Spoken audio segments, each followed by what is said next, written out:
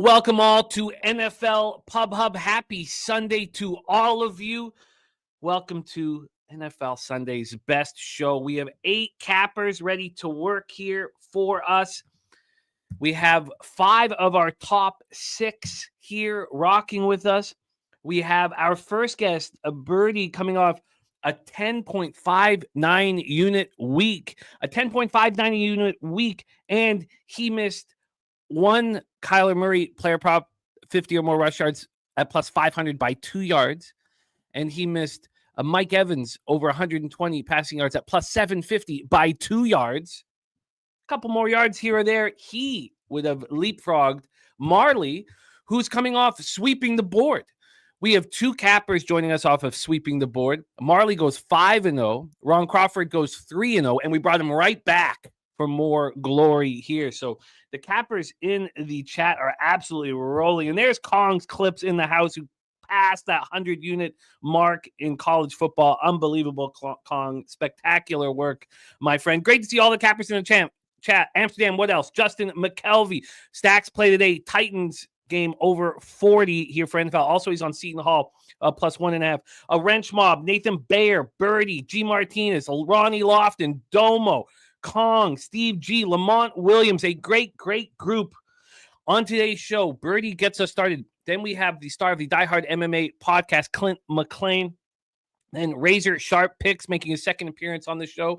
Then Ron Crawford, fresh off board sweepage.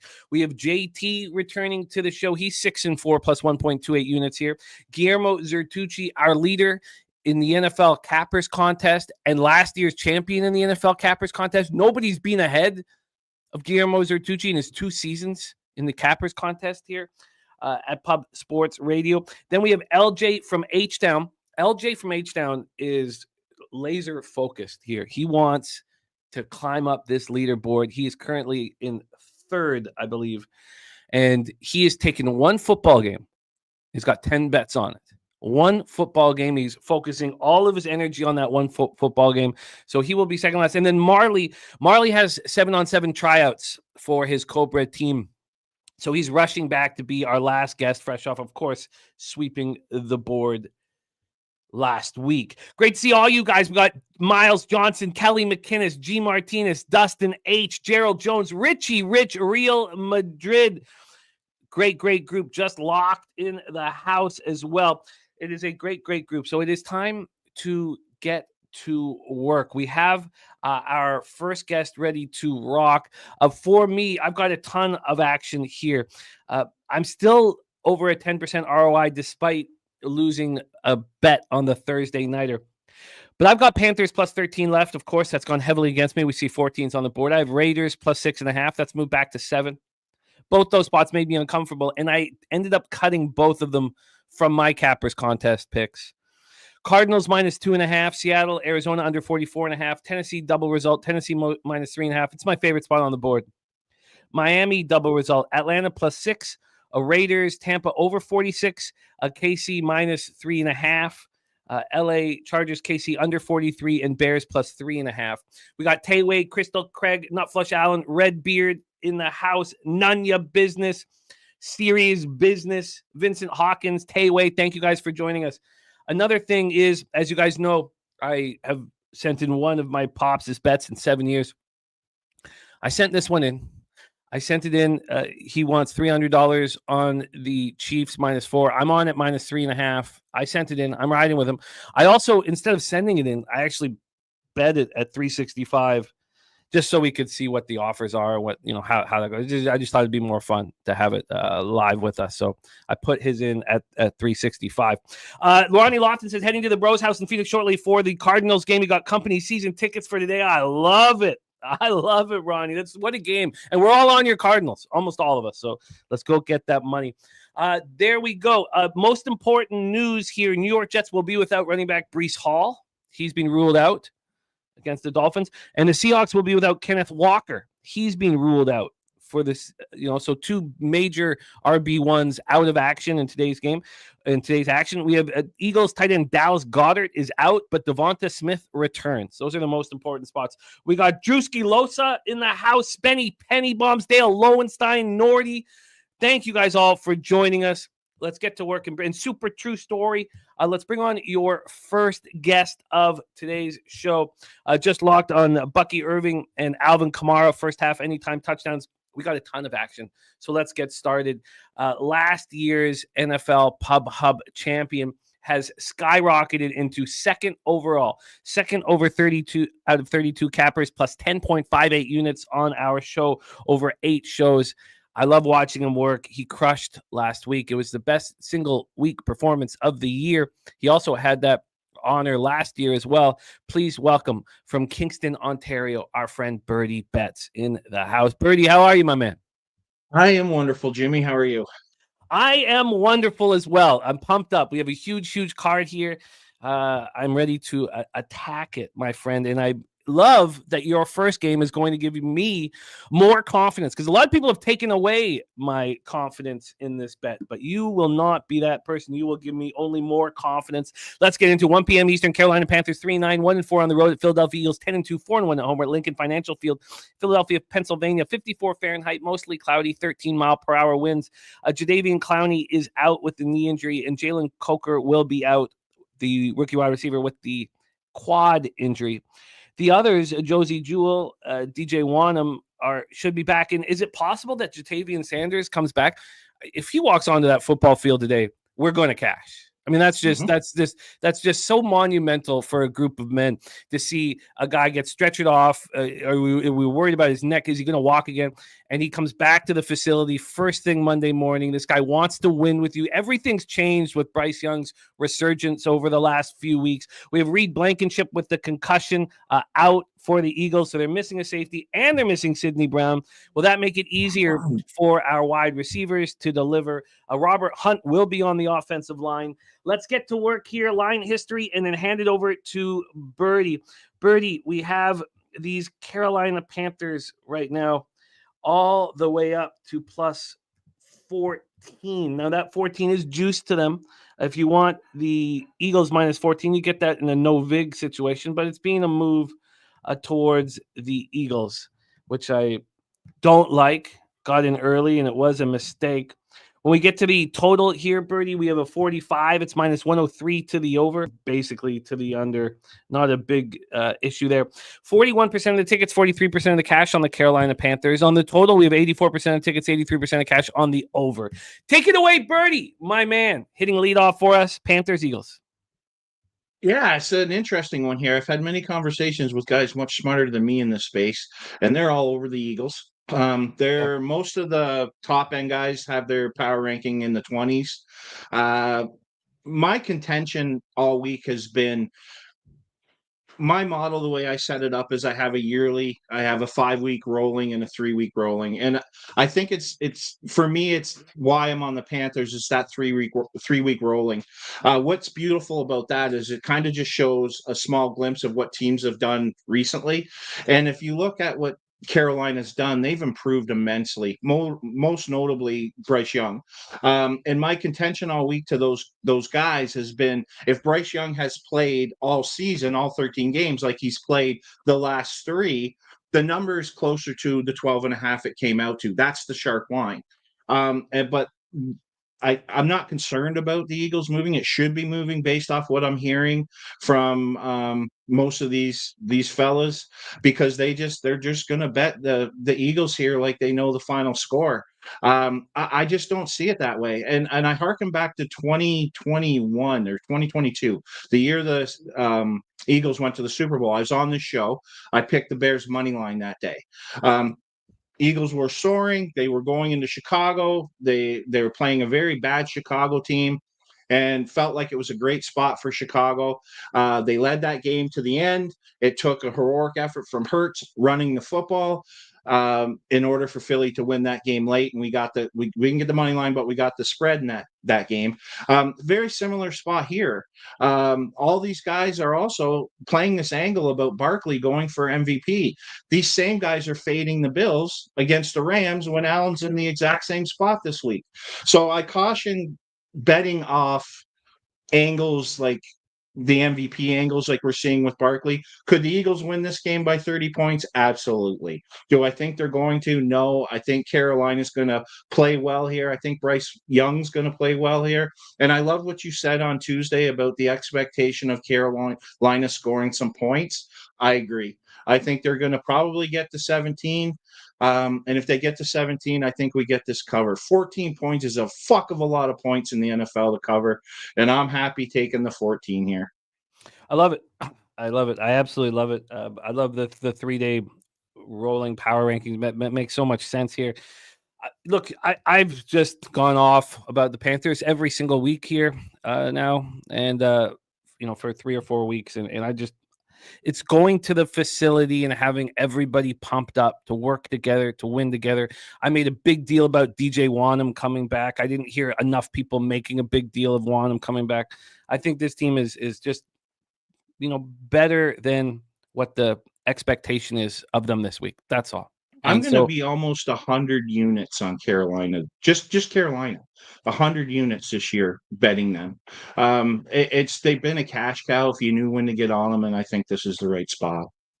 I love it. I love it. Miles Johnson, no, I wouldn't say Tennessee double result is my favorite bet. Tennessee is my favorite spot, but I don't know if that double result was. I was just trying to get more money in on them, and I don't know if that is the best way. I'd rather have the 60 minutes, honestly. Even at a 3.5. Kyle Hintley on the Titans too in a big way.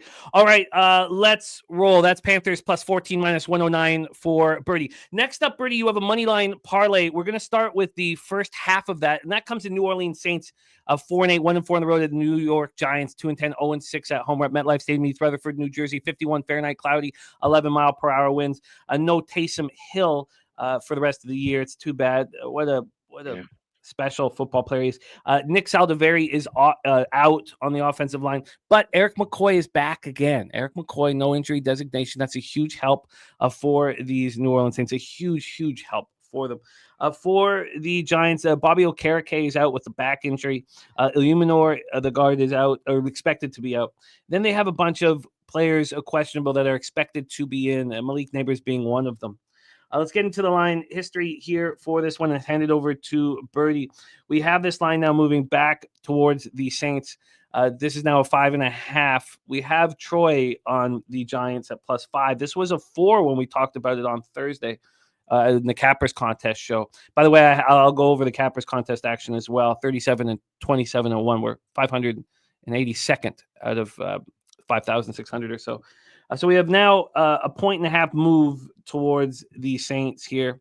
On the total, we have a 40 and a 41 now, juice to the under. I wanted to bet this under. I kept saying, how high will this go? How high will this go? I still have not bet it yet, but it is certainly still on my radar. When we get to the cash flow, we have just 18% of tickets, 31% of cash on the under. Can you touch on that as well, if you don't mind? I know it's not part of your action, but can you touch on it? Because I'm very interested. 68% of tickets, 73% of cash on the Saints. Take it away, Birdie, the first half of your money line parlay. Yeah, it's just simple here. The Giants don't have a quarterback. They're in a position to be able to draft one. Winning games, and I'm not saying they're tanking, not like they're purposely going into games to lose. But, I mean, they put Dexter Lawrence on IR. I don't believe the wide receivers playing today. Suddenly got injured on Friday at practice. Like, it's just not a spot where I believe the Giants are going to be overly motivated to win. It's seemingly like their coach and GM are safe. Now, whether that's true or not, I don't know, but it kind of makes sense if they understand what's happening in the season. And if anyone's going to think Drew Lock's going to be able to stay competitive in any game in the National Football League, you're rolling the dice. Again, if you look at what the Saints have done in the 3 to 4 games that Carr's come back recently, the Saints have been very competitive, especially in offense. Now, losing Hill hurts, but you lose Dexter Lawrence, so now you can run the football, and the pass rush for the Giants takes a hit. And if you give Carr time, Carr's going to make plays. I like the Saints in this game. I just like it safer with the money line parlay because I respect Troy. So I'm happily taking the Saints money line here. As far as the total goes, I almost lean over here just simply because of all the injuries that the Giants have on defense. I don't think I think the Saints are still motivated to play well. We're seeing that. I like what Rizzi's brought to their team as far as from the head coaching position. Everyone's excited to be there. It's very prideful. This could be Cam Jordan's last year. You know he wants to go out winning. So I just think this is a really good spot for the Saints against a team that's probably not as motivated to compete and win. But yeah, I think there's going to be points here. I didn't bet it, so again, me having opinions on totals is probably not the greatest thing to listen to. But I see points in this game. I think the Saints can set their number. I mean, it skyrocketed up early in the week, and the reason why I was pensive about the whole situation. So I have enough action. I'm comfortable staying off. Let's roll into the next part of your money line parlay. It includes the game that we were just speaking of, a situation that Dennis doesn't agree with. Says the Titans, wow, crazy. And yes, I'm very high on them in this situation today. I really feel like I'm taking advantage of what everybody saw last week.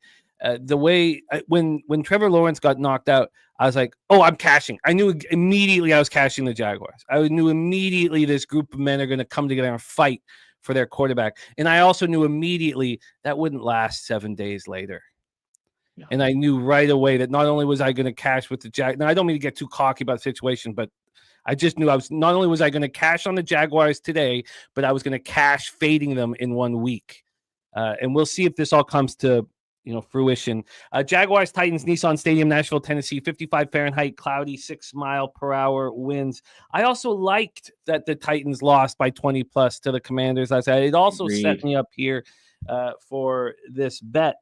Let's get into the action here, line history wise. We have this total at 40. It's juiced to the over, minus 110 to the over. This opened up at 40. The books that came in before, look ahead lines headed at 42.5, so it's dropped. On a point spread situation here, this line's continued to move towards Jacksonville. Tennessee is now -3 at -109. So, I mean, should I have confidence when there's been a 2-point move in my face? It's hard to, but from the situational, psychological spot that I put the Jaguars in, I still do. 60% of tickets, 53% of the cash on the Titans line, moving heavily away from them, and 84% of tickets, 75% cash on the over. Can you trust a team like this to win by margin being more than a field goal? Skunk Blaster says Titans heavy for the Skunk Blaster, and you can touch, if you don't mind, on why you're not on them with the 3.5, now the 3 as well. Birdie, take it away, Jaguars, Titans. Well, I can only give out so many plays on the show before it gets stupid.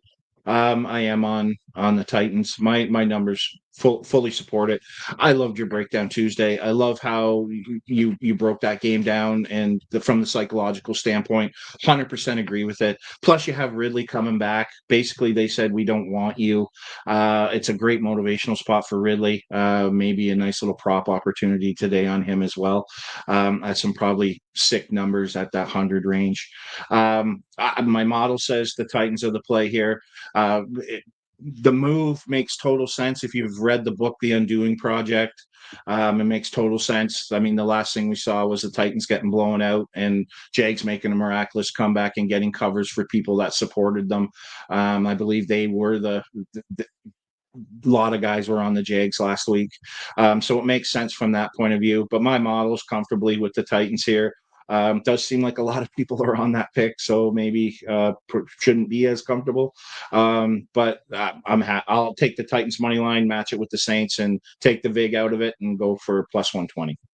Plus 128 here for Titans. Perfect. Saints money line parlay, plus 128 for Birdie. Birdie, let's roll into a game that's going to be talked about heavy on the show, but nobody's betting it like Birdie. Seattle Seahawks 7-5, 4-1 on the road. Arizona Cardinals 6-6, 4-2 at home. Our guy Ronnie Lofton going to be live at this game in the box, State Farm Stadium, Glendale, Arizona.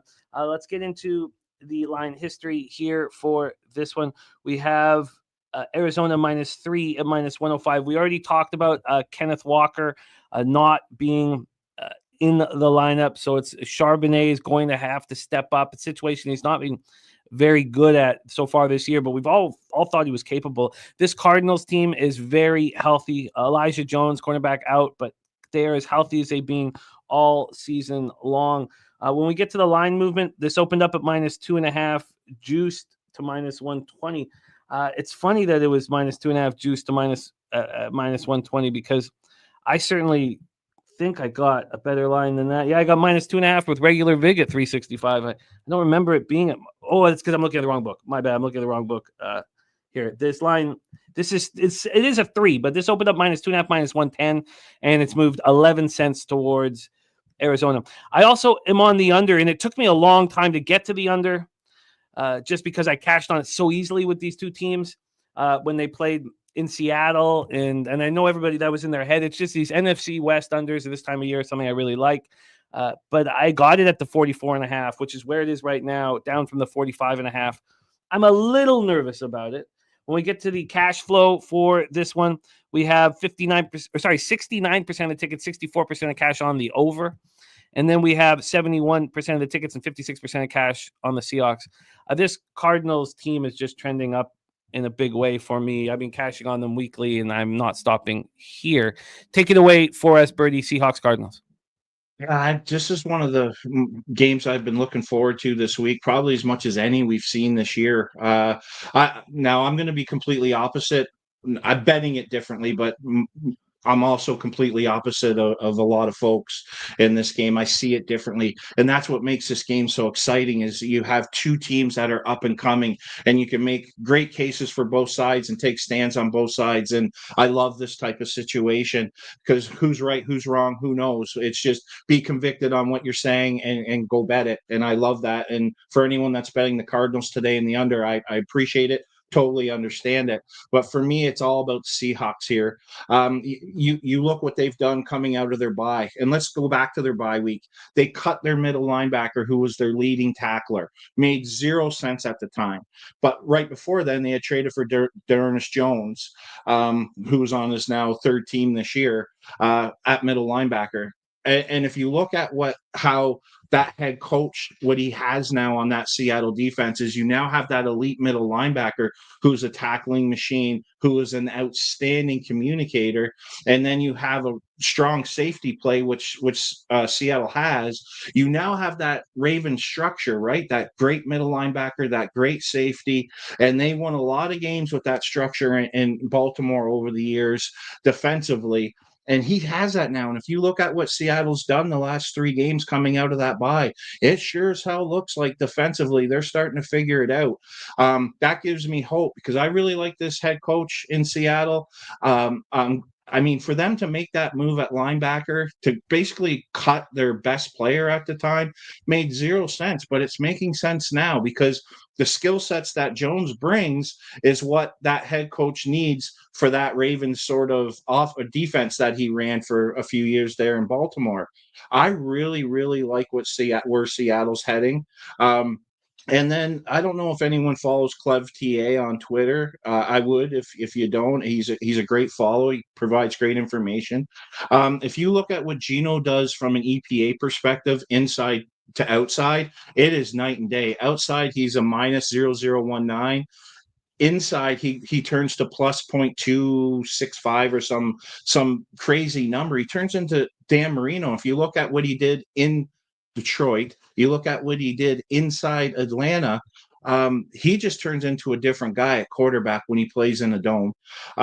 So I really like Seattle in this spot. I do think, and I'm not downgrading the Cardinals at all. This is going to be a hell of a game. It's going to be very competitive, and it probably comes down to a field goal at the end. I do think this game falls between 3, but for me personally, I'm more leaning Seattle in the over, just because I think Geno's going to score points, and I think Arizona, I mean, you only need to get into the low 20s to cover this total. But the way I'm betting it, sorry it took so long, but I'm really excited about this game, because I just love the two distinctive takes that guys can have in this game, and respect both of them. But the way I'm going to attack it, because I believe this falls between the 3s. Both these teams play 1 and 2 point games, it seems like, every week. So I'm going to take Seahawks plus 3.5, Cardinals plus 3.5 at plus 300, Cardinals Seahawks 3.5, Cardinals 7.5 at plus 155. Seahawks 3.5, Cardinals plus 10.5 at plus 120, and then the Cardinals plus 3.5, Seahawks 7.5 at plus 150, I think, and Cardinals plus 3.5, Seattle plus 10.5 at even money. You are in business, my friend. We will review everything at the end of your spot here, but let's roll into the next game. Huge game, 4:25 p.m. Eastern. Buffalo Bills 10-2, 4-2 on the road. LA Rams 6-6, 3-3 at home. We're at SoFi in Inglewood, California. Good news for the Rams front because Alaric Jackson and Jared Verse, who've been on the injury report this week, are good to go, so they can feel good there. The problem is Coleman and Kincaid. Kincaid's missed 3 straight. Coleman's missed 4 straight, so it's not as big of a deal because they're pretty used to being without them now. It's not like you've had them and they're not here this game, but they're game time decisions here. Let's get into the line history. We have the sharps all over the Rams. I mean, it's wild. I'm not a part of it, but I'm not. I have just kind of sat back and just watched as if it's like a car accident. The Rams open up at plus 4.5, minus 110. Now it's 3.5 at minus 111, 1 point move from a total standpoint here, which is what I am interested in. And the total has gone to 50. So I said that it was 49 on Tuesday. I want the under. And I was like, but if I wait a bit, I'll get 49.5. Well, that came on Thursday. I was like, you know what? If I wait a little bit longer, I'll get a 50. 50s are here. Will I get a 51? That's the question now. This is minus 107 to the over. We have had 1 cent of buyback on it. When we get to the cash flow here, we have here, let me get this spot up here. We have 76% of tickets, 72% of cash on the Bills. This line continuing to move towards the Rams. Just 26% of tickets and 25% of cash on the under. Take it away for us, Birdie. Bills, Rams. Yeah, this is just confusing.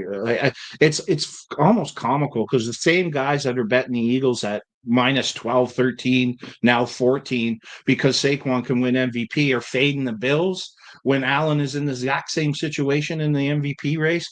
And Allen's going home. Allen lives in LA. He lives just down the road, apparently, from this stadium. You go back and look at what the Bills have done the last 2 times they've been in LA to play Sean McVay and Matt Stafford. They fucking dominated them and annihilated them. This just makes 0 sense to me. I'm very happy I'm getting a better line on the Bills.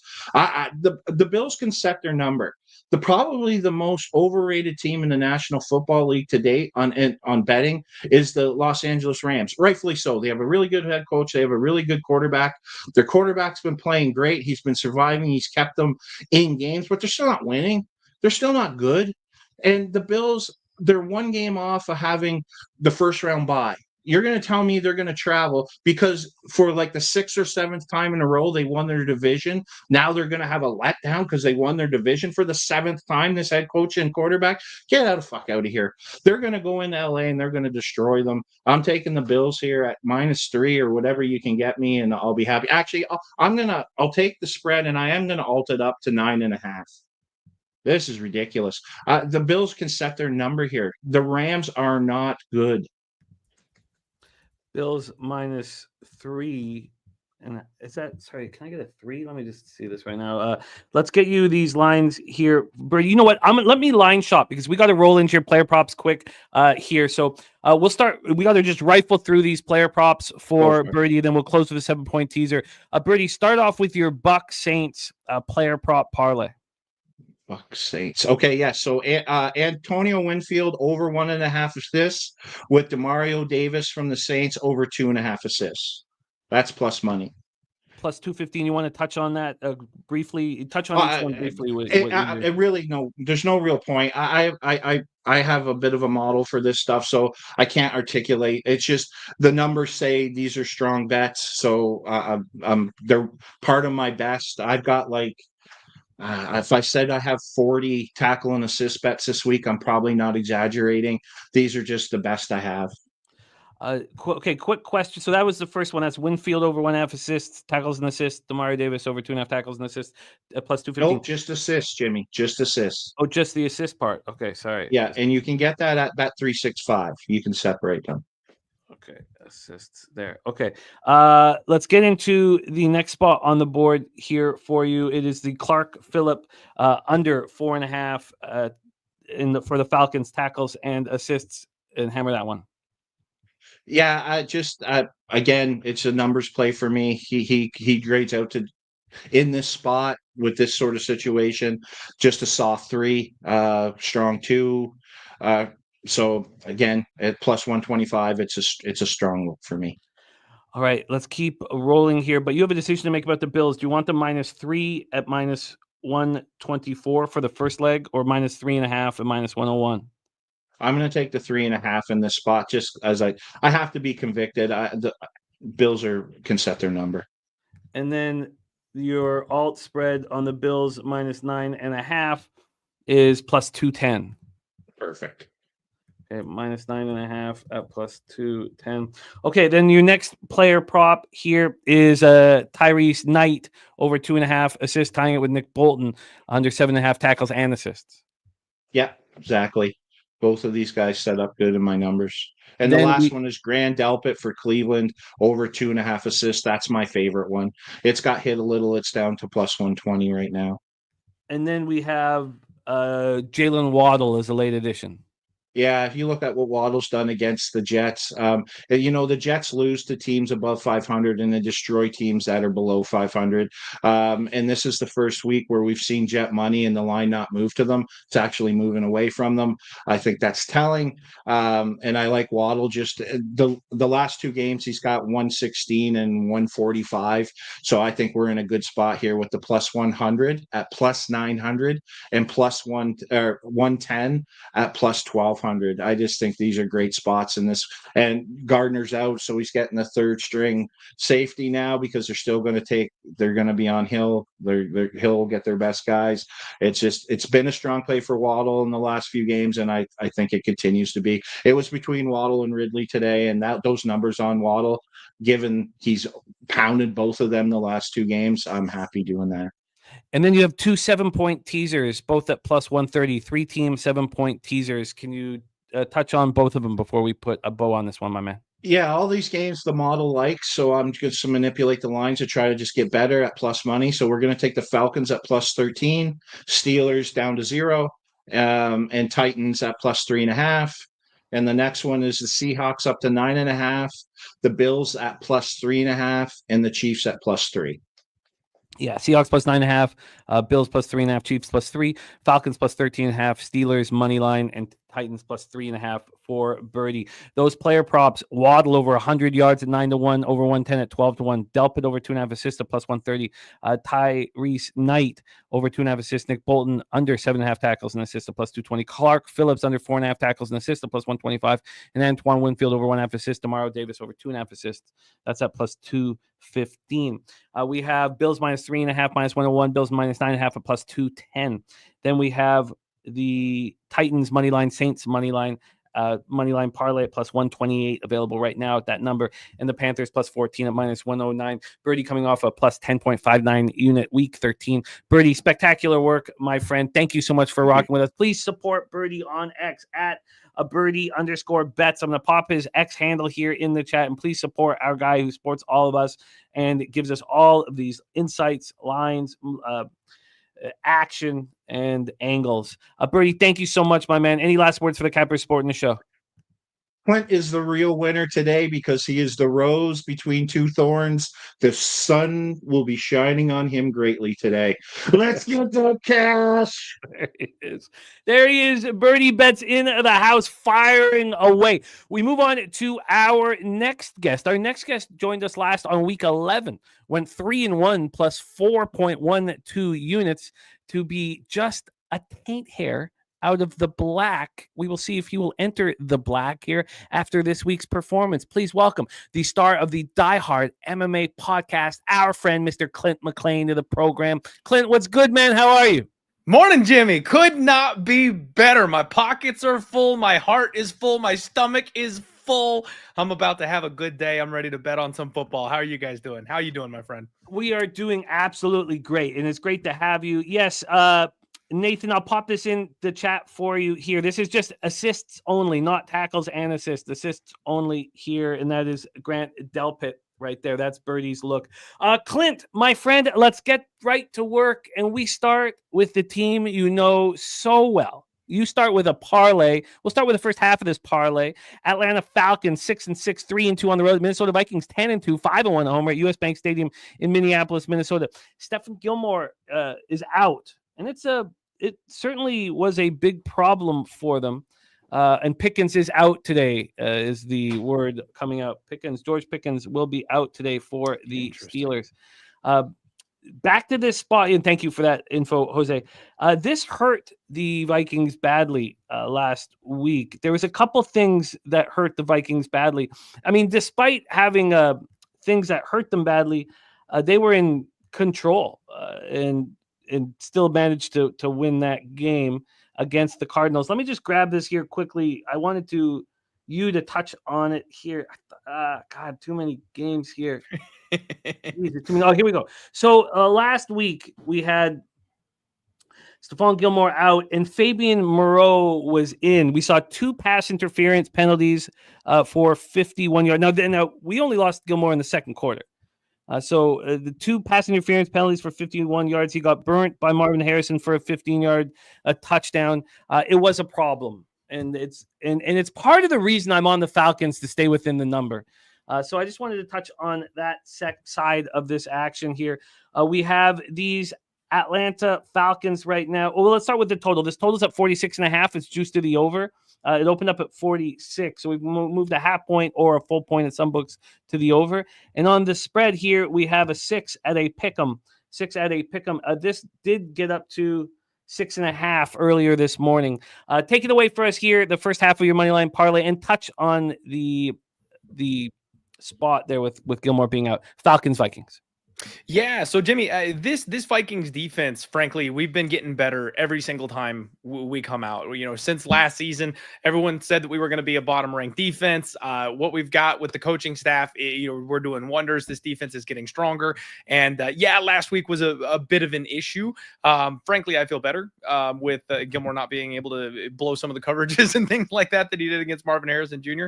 Last week. And so what's been going on with my team, Jimmy? You know, usually when I come on this show and I talk to you, and especially, even the weeks I'm not on here with you, I talk about how I'm extremely careful about when I back my Vikings. I don't like to bet my Vikings because I don't want to lose money and watch my team lose. It's only spots that I'm exceedingly confident that I'm willing to put my money on the Vikings. The fact is, we've been so underrated this season. I've been able to bet them pretty regularly. And in spots where we play our absolute worst game, this team still finds a way to win. And that's what happened last week, Jimmy. The Vikings absolutely 1000% should have lost to the Arizona Cardinals. It was a letdown spot. It was the little patch on our record that frankly didn't matter. We were looking ahead to Kirk Cousins. We've got 3 divisional games right around the corner. It was the one blip on the radar that if we were going to not show up all the way for a game and lose it, it was that one. We still managed to win it. Now, maybe that was more about the way the Cardinals kind of found a way to lose that game than it was us finding a way to win it. But there's something special about this team. We keep on finding opportunities to pull ourselves up when we're just about to lose, and we find a way to come back and win instead. And that's what great teams do. So I love my Vikings. I love the way they're playing this year. I love the attitude. We're going to be dialed and locked in facing Kirk Cousins, who frankly had the worst game of, maybe his career last week. So I expect Kirk Cousins to look a little bit better than he did last week. He was kind of airmailing balls and stuff like that. However, he does not deal well with pressure. He does not deal well with blitzing. I know that from the time he was the quarterback of the Minnesota Vikings, and that's all the Vikings defense does, is they bring the house. They bring pressure. I fully expect Kirk to hit a couple of deep bombs. I think both teams are going to put up points. We're going to go up and down the field, but at the end of the day, I do think a limited, potentially injured, not playing 100% Kirk Cousins taking on this team who's got this game circled, looking to beat their old quarterback. We're going to walk away with the win. So I don't hate anybody taking the points with the Atlanta Falcons. But if we were going to lose a week, it was going to be last week. This is the week we're going to win. So I'll throw them in a money line parlay. I'll be square, and I'm going to say my Vikings get it done. Let's roll into the next spot on the board for you. You're tying the Vikings to a money line spot in the Chargers-Chiefs game at Arrowhead Stadium in Kansas City, Missouri. Chargers are going to play without Denzel Perryman, their linebacker, which sucks. But Ladd McConkey will be in. Let's just quickly touch on the line history here for this one. Right now, these Chiefs are -4, slightly juiced to the Chargers. This opened up at 3.5. It's moved a half point towards the Chiefs. I've faded the Chiefs for the last 6 weeks, never been on them in those 6 weeks. I'm on the Chiefs today, and I did send in my Pops' bet on the Chiefs. I'm also on the under 43. This has moved down to 42.5, and it's juiced to the under. When we get to the cash flow here for this one, we have just 14% of the tickets and 17% of the cash on the under in this one, and it's moving in that direction. It's a wonderful spot, I think, here from a market standpoint. And then when we get to the spread cash flow on the spread, we have 60% of tickets, 58% of cash on the Chargers. And this was 7.5 opening line in LA, 2 months ago. Take it away here, Chargers, Chiefs. My man, floor's yours. You know, Jimmy, I'm taking basically the same approach with the Chiefs as I am with my Vikings. This is a team that should have lost 3 of their last 4 games outright. This team does not cover. They're skating through the regular season.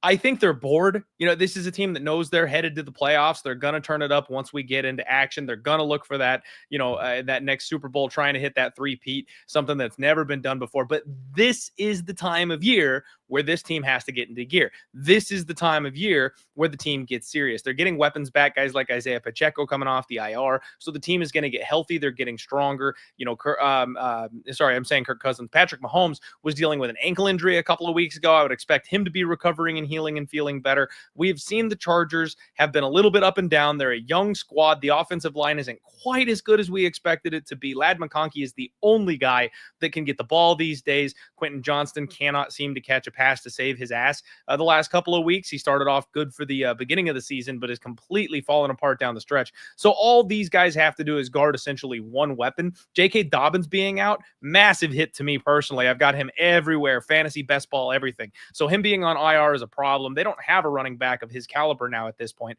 I think the Chiefs are going to be able to lock down this Chargers team for the most part. And worst case scenario, Jimmy, absolute worst case scenario, I know my friends in the stripes will go ahead and get me into field goal range with 4 seconds left on the clock. So I'm not laying the spread with this Chiefs team. I still can't stomach doing that, but it's the same thought that I had with the Vikings. They should have lost last week. They should have lost the week before that.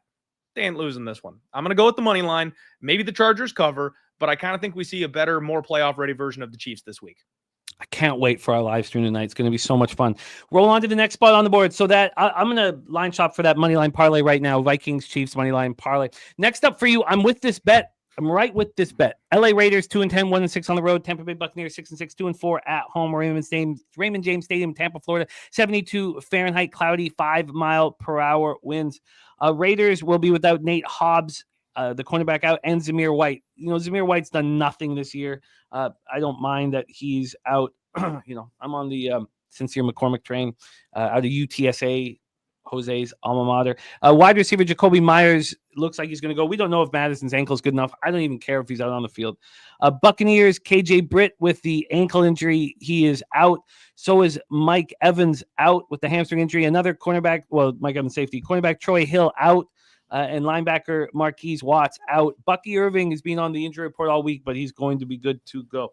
And Tryon Shoenka will be good to go. It looks like he's been on the injury report all week. Let's get into the line history here for this one. We have this side is at 6.5 right now. It's 6.5, and it is juiced to they're showing a 7 over here where I'm looking. This opened up at 7.5. They've always kept it here at 7. This 7's at -113 right now, or +103 if you want to trust the Bucs to win by a converted touchdown. On the totals here, we have this one sitting at 47. Oh, that's a good sign. That makes me feel good. 47. This has gone up. This opened up at 44.5. I mean, I only got it at 46, but happy to see it hit that 47 spot. Cash flow wise here, we have here we go. We have 68% of tickets, 77% of the cash on the Tampa Bay Buccaneers. Troy has angles, market-based angles, why this is a slam dunk for the Buccaneers. 80% of tickets, 89% cash on the over. Take it away, Clint, my man.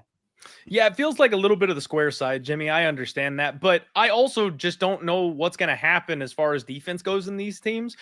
You can throw on the Bucs. You've been able to throw on the Bucs the entire season, and Baker Mayfield is balling out. This man is having an offensive player of the year type of season. He is putting up points left and right. He's busted that 300 passing yards mark a couple different times. You're getting Mike Evans back, a guy who's trying to hit yet another 1,000 receiving yard season. So I think even if they are up comfortably, they're going to keep on gouging for those yards. They're not going to take their foot off the gas because Mike Evans wants to hit that mark. So Kate Otten is going to go for miles. You've got Mike Evans, who's going to go for miles. Bucky Irving is in. I know he's a little bit banged up, but nobody seems to be able to stop that guy. And frankly, Jimmy, these Raiders, they don't know they're a bad team. You couldn't convince these guys that they're a bad team. I mean, you look at the record, you look at the losses. Obviously, they're one of the worst teams in the NFL, but they're flirting with 20 points week in and week out. They don't know that they're a bad team. My boy Brock Bowers, who I paid up for to get in my dynasty league, thank God for that. This guy cannot be stopped. He's a wide receiver who's got the body of a tight end. Like, he's unreal and you can't control him. You've had the ability to pass, especially with tight ends, on the Buccaneers the entire season. Jacoby Myers is able to stretch the field. So I think these teams are going to kind of go up and down the field, and defense is going to be optional today for the most part. I expect the Raiders to get some points on the board, and then I do probably expect the Tampa Bay Buccaneers to run away with it at some point. But like I mentioned before, they're getting those 1,000 yards if they can. So we're going to try and keep our foot on the gas. Hopefully that gets us a couple extra touchdowns. Give me the over. I just want to see some points. I love it. Locked in on the over. I will line shop for you here. Unless, did you tweet any of these lines out? I did not. Okay, I didn't tweet anything. I will line shop for these spots here. And my apologies. I said Evans. I meant safety Mike Edwards out. Safety Mike. It's all on the defense. 2 linebackers and Britt and Watts. Safety Mike Edwards, quarterback Troy Hill. I apologize, fellas. All right, let's roll into the next spot on the board, and we got to be tight here. New Orleans Saints, New York Giants, MetLife Stadium in East Rutherford, New York. We've already set this game up, so how are you getting paid, my man? So this one, Jimmy, I am just looking to absolutely abuse Alvin Kamara. I've got over 4.5 receptions. It's minus 165. It's chalky. It's gross. That's a little too high. You don't want to lay that kind of wood, but at the same time, that's what they're going to need to do. You know, they don't have any receiving options at this point. So all they're going to be looking to do is check down. And we've seen Alvin Kamara play that role very, very, very successfully. This is a relatively weak defense in the New York Giants, and Alvin Kamara, I think, is just going to have himself a day today. So whether it's rushing, whether it's receiving, get on Alvin Kamara any which way you can. But I'm thinking I'm going to look for those check down options. Give me just 5 receptions to cash this ticket. I'm looking to kind of, bag one and run out the back door real quick. You got it. The final spot on the board for you is another game we already set up, so we can just go right into it. It's Seahawks Cardinals, and you are laddering a wide receiver prop. Take it away, my man. Oh, JSN is my boy. Jimmy Jackson Smith in Jigma season, everybody. I've tried to warn everybody at the beginning of the year. There were a lot of people that weren't convinced that this kid is the truth. He is taking over as the wide receiver 1 on this team. You watch the Cardinals and the Seahawks play, historically speaking, they tend to alternate, Jimmy. If you look at the history, they kind of go under one, over one, under one, over one. They just seem to be bouncing back and forth. Well, the last time these two teams played, it was a defensive lockdown. I think we're going to see some adjustments today. I think these teams have an idea of what they're working with. They know each other very well. They're going to look to expose each other. And I think we probably see some over here. DK Metcalf, historically speaking, has really struggled against the Cardinals, but you still have to respect him as a receiver and as a deep threat. So they're going to be covering him, and that's going to be opening up Jackson Smith and Jigma. You look at this kid's last couple of weeks, 74 yards, 77 yards, 69 yards, 110, Jimmy, 180, Jimmy. My boy is going off. It's finally happening. So I'm just going to ladder him up. I'm going to ride the train. I got 60 plus yards at minus 150. That's the big bet. Every ladder layer, you go down a little bit as far as your stake goes, obviously, because it gets riskier. But I've got him laddered all the way up to 100 yards. So I got 60 plus minus 150, 70 plus even money, 80 plus 150. I skip 90 because I'm a weirdo. And then I go to 100 at plus 310, Jimmy. So I've got 4 different bets locked and loaded. Just give me Jackson Smith and Jigba yards. Get the boy out in space. Let him run, and we'll cash some tickets. You are locked in. You do have a decision to make about Raiders-Bucs. Do you want the over 46.5 at minus 114 or the over 47 at minus 104? Give me the hook. I'll take the higher price tag and give me the extra point, the half point there. You are in business. So we have the Jackson Smith-Njigba ladder. We have Kamara over 4.5 receptions. We have Raiders-Bucs over 46.5 minus 114. The Vikings-Chiefs moneyline parlays at plus 108 for our guy Clint Mlan, fresh off a 3-1 performance here, plus 4.12 units in week 11. Clint, my man, thank you so much for rocking with us. Tell us about Die Hard MMA podcast coming up this week. Absolutely. It's the last fight of the year, Jimmy. I am getting hot at the right time to close out the season. Coming off a plus 14 unit winning night last night, hit a 22-1 submission special parlay. So I'm feeling good this morning. The show, as always, guys, is live on Monday. I will be on Home of Fight for this last fight of the year. So check me out there. And options, things are wide open here for 2025. So we'll keep you updated on everything else as we go. But I'm looking forward to talking about this last card. It's going to be a good one. It's an Apex card, so probably a couple of wild results in there, hoping to make some money for Christmas.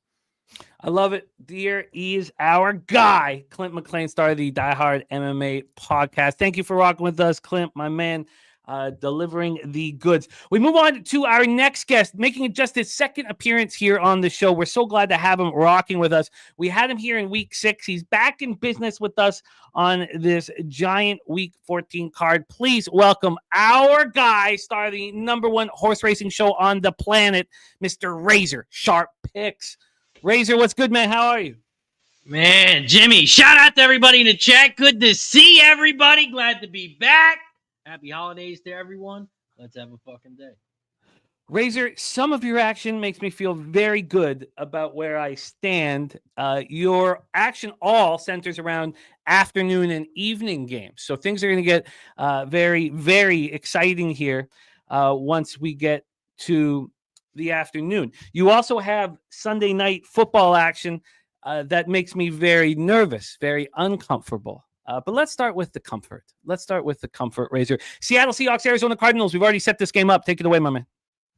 First things first, we got big reverse line movement in on this one. 70% of the bets, 60% of the money, all on the over. The line has went from 46.5 to 45.5 down to 44.5. Seattle, under. 5-1 their last 6 games have gone under their total. 7-3 their last 10 versus the NFC. When they play the NFC West, it gets down to that big rivalry. 10-3 their last 13 games have gone to the under. 4-1 their last 5. In December, 5-2 their last 7 games have gone under as well. Also, when Seattle's an underdog, more unders. 5-1 their last 6 when they're an underdog. And in their last 11 road Sunday games, the total has gone 8-3 to that under. Same thing with the other side, Arizona. 5-1 their last 6. 5-2 their last 7 home games.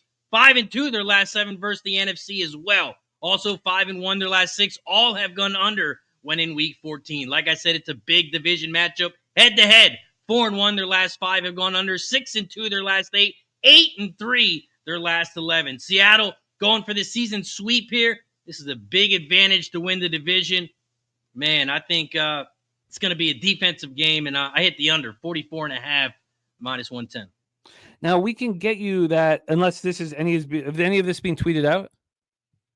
I did a free day today, so I sent out my plays to everyone who gave me a retweet, but I didn't tweet it out. Okay. Well, we can get you better than, do you want 44.5 minus 103 or 45 at minus 114? I bet at 44.5, I'm good with that.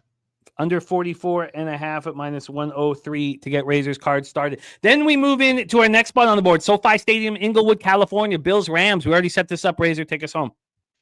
Man, this line has not moved, and I'm on the Rams plus 3.5. It's opened up at 3.5, and it hasn't moved. 75% of the bets, 71% of the money, all on the Bills. The Bills just had a big Sunday night football win, clinched the division.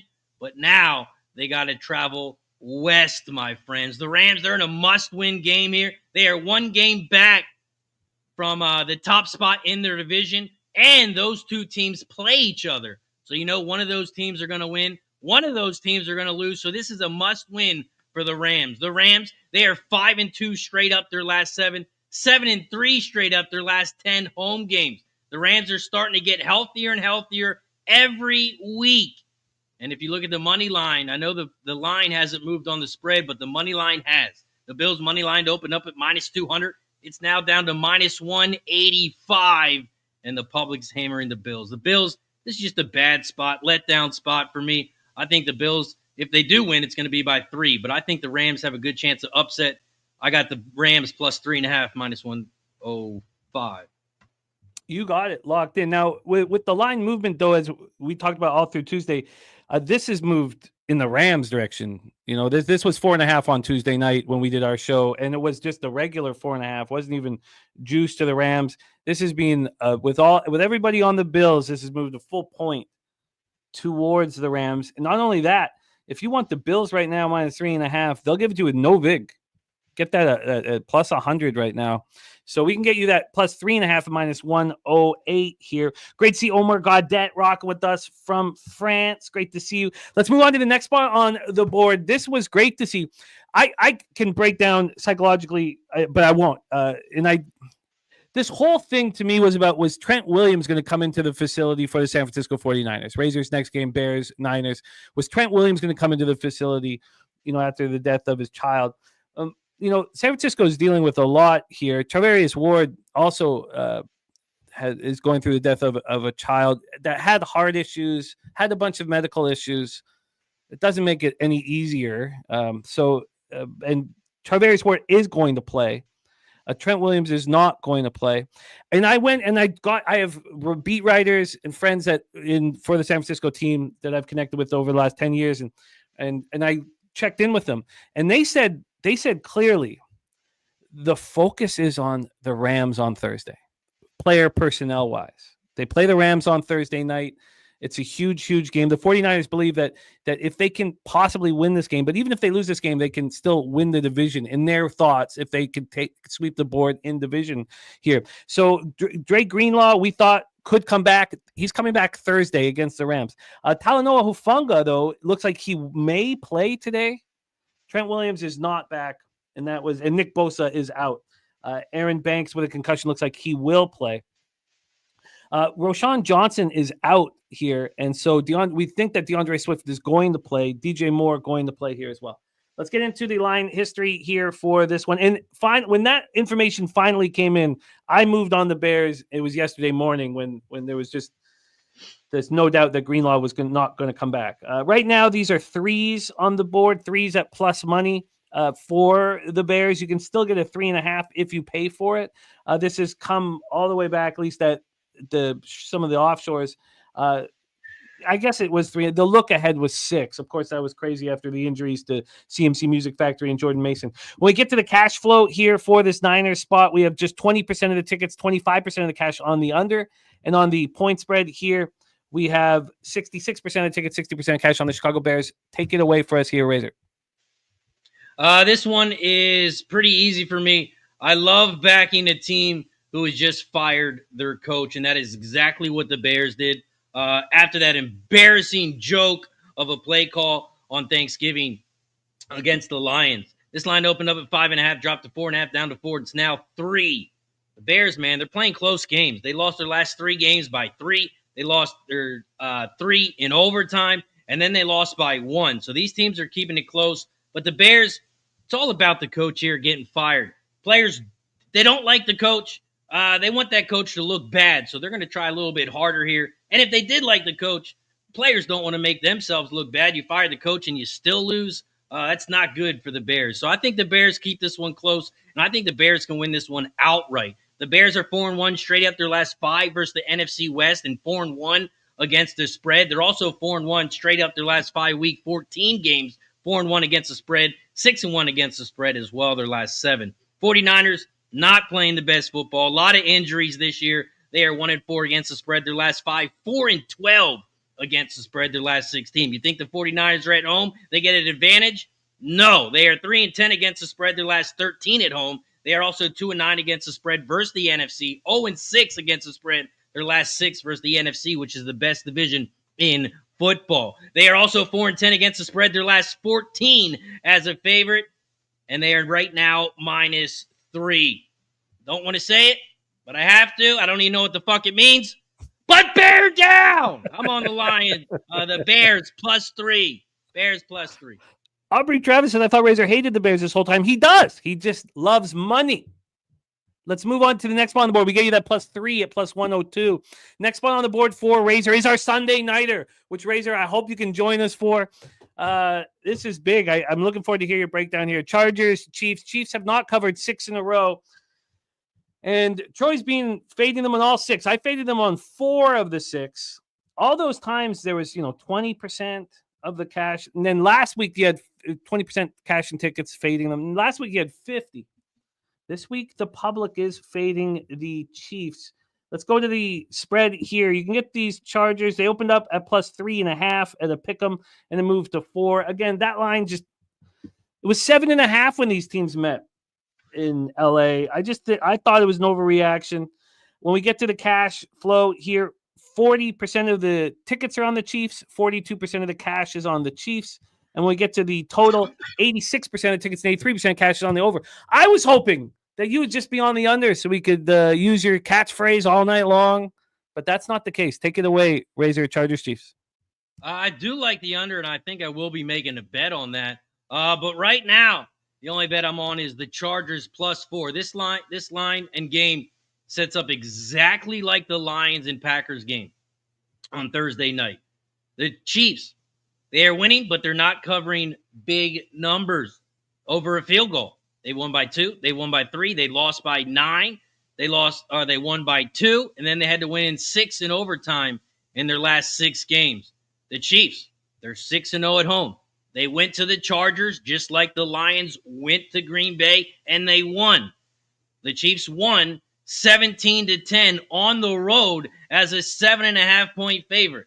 Now they come home where they are 6-0, and you make the line 4.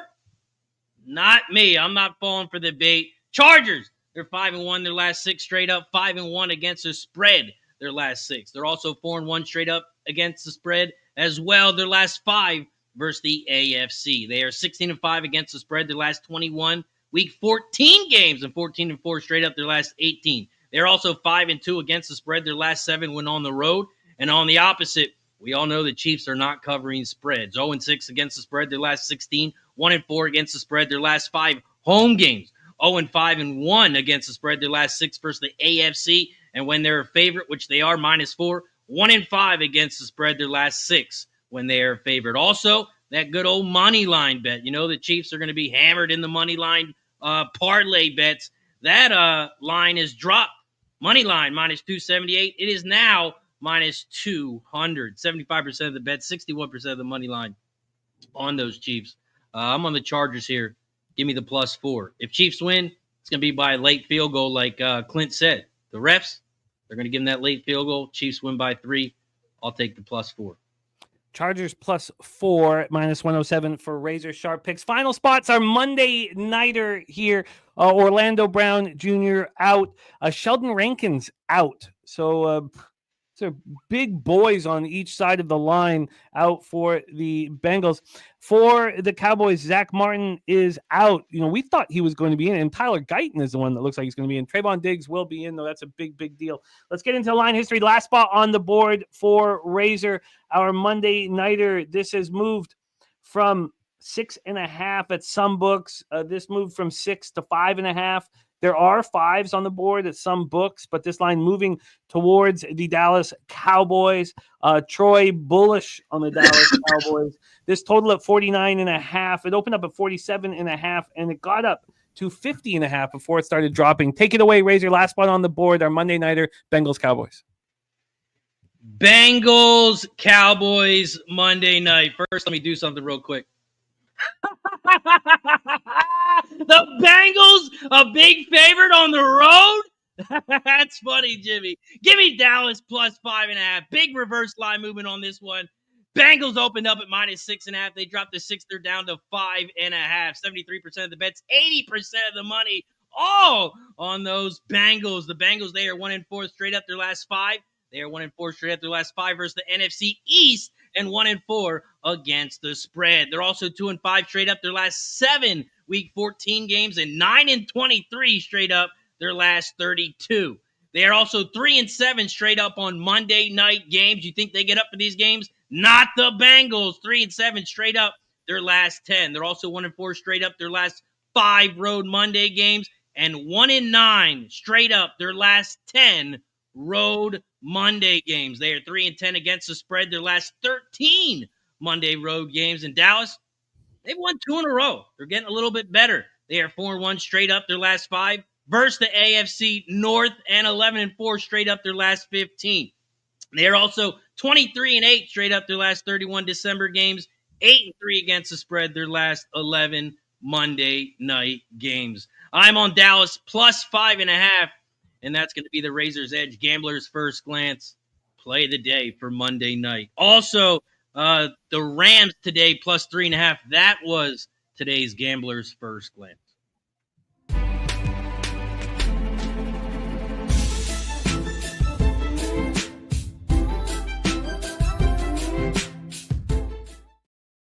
Cowboys plus 5.5 minus 108. Chargers plus 4 minus 107. Bears plus 3 at plus 102. Rams plus 3.5 minus 108. And the under 44.5 minus 103 in Seahawks Cardinals. For Razor Sharp Picks. Razor Sharp Picks. Do we have Racing with Razor going on today? Man, you guys know how we do it. I go live Monday through Friday, Racing with Razor, but the chat and stream is still open on Saturdays and Sundays. Before I head out, shout out to everybody in the chat. Hit the goddamn like button if you haven't already. And like I said, I don't know what the fuck it means, but bear down! I don't know who came up with that, but they should. Oh, my God. Cheers to everyone. There he is, Razor Sharp Picks. And happy birthday to Lucky Power rocking with us. Great to see you, Lucky Power. We go on to our next guest. He is fresh off board sweepage last week to skyrocket him into 3rd overall out of 32 cappers. He's made 3 performances, had 3 performances with us, 6-3 over those 3 shows, plus 3.03 units. Please welcome the star of the spreadsheet play of the day, our guy, Mr. Ron Crawford.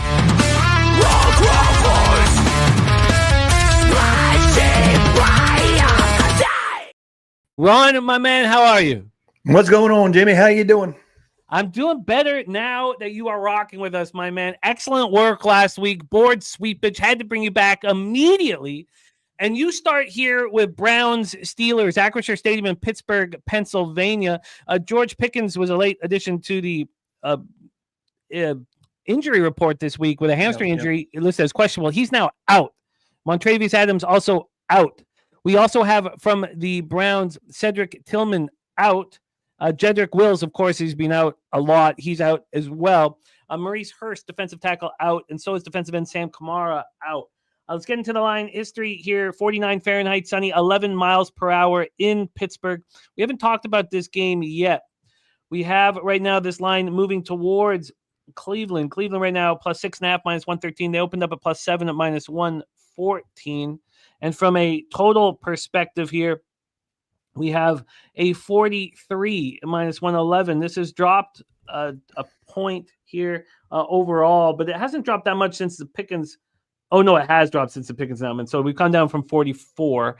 So we've dropped a point here. When we get to the cash flow for our guy Ron's first spot on the board, we have 85% of tickets, 84% cash on the over, 85 and 84. On the spread, 64% tickets, 63% cash on the Pittsburgh Steelers. Russell Wilson needing that George Pickens threat so he can throw the ball up in the air and have Pickens come underneath it. I wonder how that changes the game. I also wonder if maybe we should move on the under now. Take it away, Ron. Brown Steelers. Yeah, who in the hell plays 4 divisional games in a row? I know Pittsburgh didn't start off the season with any divisional games, but look at them now. I mean, they're just running through the AFC North, and it's been a gauntlet. You know, they go 1-1, and they win one, and they lose one. But you look at Cleveland. Cleveland last Monday night, really owned Denver. I got lucky. I was on Denver, but should have lost that game. If it's not for the pick sixes, laying on the ground, you touch the guy. You just got to touch him, and he's down. Run it back for a touchdown, and then Jameis throws that one in the end zone, and then we're all, back and forth. Like, did we cover? No, we're not going to cover. Now we're, first and goal at the 1. But you look at Kevin Stefanski as a dog, he's 11-4 as career mark, and Cleveland coming off a loss. It's a great spot for him, including, his 5-1 in division contest when that happens as well. Like I said, Cleveland outgained Denver 152 yards last Monday night. And, Tomlin, like I said, he's going through a gauntlet of the AFC North. Looking ahead, you got Philadelphia on deck. You got the Kansas City Chiefs coming. I mean, it's going to be brutal for Pittsburgh. But the one thing I look at, we always talk about, well, Pittsburgh at home, but he's 1-9 ATS as a favorite of 5 or more points. I can't back the Steelers here. Give me the Browns plus. I got +7, -110 at Hard Rock. You are locked in, my friend. Ron Crawford, next up for you, we head to this very contentious Buffalo Bills LA Rams game at SoFi Stadium in Inglewood, California. We heard from Birdie why he's on the Bills. We heard from Razor why he's on the Rams. Can you break the tie here, Ron? Bills, Rams, take it away. Yeah, well, shout out to Razor, first of all, because I saw him with the Fireball, and that is our drink of choice before a show. We do a shot. So get the Fireball out for Razor there. Yeah, definitely. I'm with Razor on this. I was worried when Birdie was, I was like, well, they can call their number. And I was like, I don't know, Birdie. If you got to look at these, McVay in those situations is really good. 33-18 straight up, 32-18 against the spread. Late in the season against winning opponents, including 9-3 as a home underdog of 6 or fewer points. I'm going to go with the Rams here. I know it really, everybody's going to be on Buffalo thinking, they took out Kansas City, they pretty convincingly, and then they just mashed the 49ers, and now they going on the road. But guess who's on deck for them? Probably the NFC champion Detroit Lions. So yeah, I'm gonna take the Rams. Maybe hold my nose, but I'm taking the Rams +3.5. Rams +3.5 at -108. We move on to 4:25 p.m. Eastern for Bears 49ers, Levi Stadium in Santa Clara, California. We already talked about the spot here with Razor. You are taking a different route in this game, and it's an interesting one. So why don't you take it away and let everybody know your plan to get paid in Bears Niners? Yeah. The 49ers got smashed on Sunday night in Buffalo, just really couldn't get anything going. And they've been smashed the last couple of weeks, coming off 3 in a row, ATS losses. They're back home. They're, safe and sound. And you got a horrible Bears team that is coming in. They just can't win on the road. But better yet, they're 0-5 on the road, 0-5 in the first half. I like the 49ers to bounce back first half, and shout out Saturated. I think the Bears do win this game, definitely take the +3.5 there. But first half, I'm going to lean with the San Francisco 49ers at -1.5, -110 at Hard Rock. Got you hooked up here. They've been absolutely annihilated the last 2 games, and I was trying to get on them the whole time, and the more information I got, I ended up moving against them, just thinking that their focus was on Thursday against the Rams. But for them to fight early here at home, bounce back early, is a very, very legitimate possibility here. Let's get you the line for the first half. We can get you the Niners at -1.5 at -107 for you. Yes, sir. Give it to me. -1.5 at -107 for Ron Crawford, fresh off board sweepage last week here on the show. Currently ranked 3rd out of 32 cappers. He's on the Niners -1.5, first half -107. He's on the Rams +3.5 at -108. He's on the Browns +7 at -110. My man, let us know. I know we're so lucky and thankful and fortunate that we get your action here on Pub Sports Radio with your spreadsheet plays of the day. But if we wanted more Ron Crawford action, I'm going to put Ron's X handle in the chat. But if we wanted more Ron Crawford action, where would we find you, my man? Yeah, I'm over at TonySpicks.com. Just check out, and there's a lot of good cappers over there. A lot of good video content. Make sure you go check that out. Give us a like and share and subscribe if you would. I'd like to get some plays of the day out there here for Jimmy. I've already posted on X. We got the New York Rangers -1 at -104. Looks like Quick's going to start net for the Rangers, and Joey Decord for Seattle. And for the NBA play of the day, too many points here. Give me the Utah Jazz plus 12. Jazz plus 12 and the Rangers for Ron Crawford. Ron, thank you so much for your time, my man. Get that cash. Thank you for rocking with us. I popped your X handle here in the chat. Please click it and support our guy, Ron Crawford. And thank you for your time, angles, and energy, my man. Any last words for the Capper Sporting Show? Yeah, we talked about the Chiefs and Chargers real quick. We got our left tackle, Humphreys. Mahomes was really enjoying him protecting his blind side there. So it's going to be a different game tonight. I know I told you, Chargers. I would definitely look at the Chiefs now. This may be the spot where they can win the division, obviously, but with the left tackle help, protecting him from Khalil and Bosa. I think it's going to be a different offensive line structure for the Chiefs. You got Tooney at the guard, and now Humphreys out there at left tackle. So look out. The Chiefs might get protection for Mahomes tonight. I love it. I love that angle. There's our guy, Ron Crawford. Irish King says, what's this guy's record before we take anything? Who are you asking about, Irish King? Because that's all we do is put everybody's record out nonstop. So curious to what did you miss or what are you asking for? Let's bring on our next guest. Speaking of records, as we track everybody on the show, our next guest has been very good. 6-4 plus 1.28 units. He's made 3 appearances on the show. What happens for us here a lot is we go, the second half is our California cappers side of things. And our next 2 guests, we got some of LA's finest cappers in the house. Let's bring on your next guest. Man, 6-4 plus 1.28 units. He's also been destroying on our live streams as well. Please welcome our guy, JT, in the house. JT, what's good, man? How are you? What's going on, Jimmy? How you doing? It's good NFL Sunday, man. Got a Pilsner in hand, and I'm ready to rock. Oh, perfect. Little breakfast Pilsner. Let's get right to work. You're going to see how JT works. He handles things differently. He focuses on player props. And there's unders, and it's really nice. We start with an under here right off the hop. So let's get into it. Afternoon action. Seattle Seahawks and Arizona Cardinals. We're at State Farm Stadium, Glendale, Arizona. Kenneth Walker is out of the lineup, so Charbonnet is going to get a ton of run today, and you are fading him in a player prop, and it's an interesting one. Take it away for us, JT. Seahawks Cardinals. Well, yeah, like you said, Walker is hurt. I do think the popular play probably will be Zach. Zach to get the rushing yards or whatever the case may be. But I'm taking Zach under 3.5 receptions at -105. Arizona is, they're healthy. They're playing good defense, especially against the run. They rank 19th in reception defense versus the running back. Walker did have 4 receptions. When you look at all the running backs that they have played, Walker had 4 receptions, Breece Hall had 4 receptions, Swift have 6, Devon has 6, Dobbins got close to 3 receptions. So Arizona did give up some receptions to the running back. I do believe this is going to be a slow game. So I don't know what his number is on the rushing yards, but I do believe they'll probably most likely use the running backs this game. I would take the under in this game as well, but I didn't put a line on it or put money on it. So Walker's out, as we know.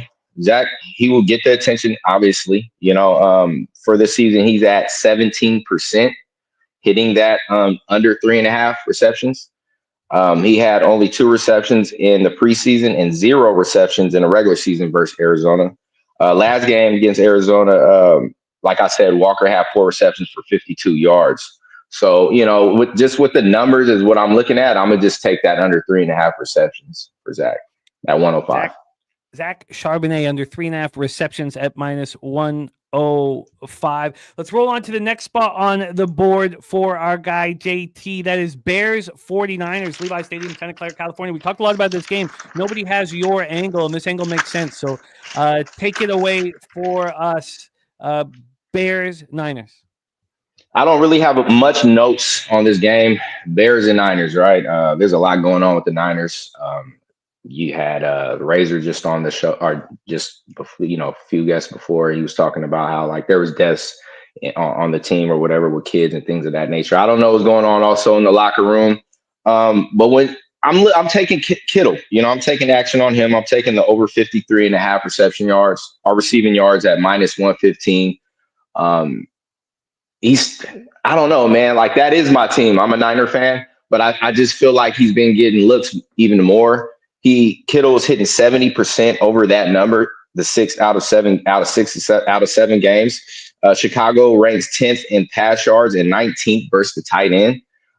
He averages about 5 receptions and 6 targets.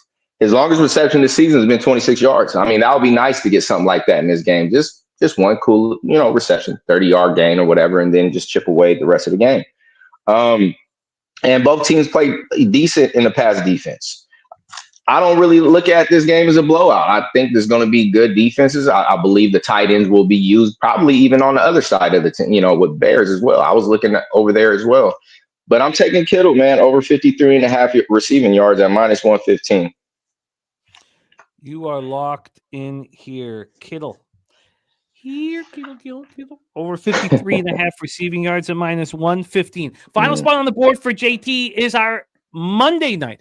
Bengals, Cowboys. This will be great for us as we roll into the Monday night live stream tomorrow night. We talked about Orlando Brown out on the offensive line. Sheldon Reagan's out on the defensive line for the Bengals. Zach Martin, who I thought was going to be playing, is not going to be playing, but Tyler Guyton looks like he'll be in. Trayvon Diggs will be in. Take it away for us here, JT. Bengals, Cowboys, your last spot on the board. No, I actually had the Tennessee Jags. Tennessee and Jags game.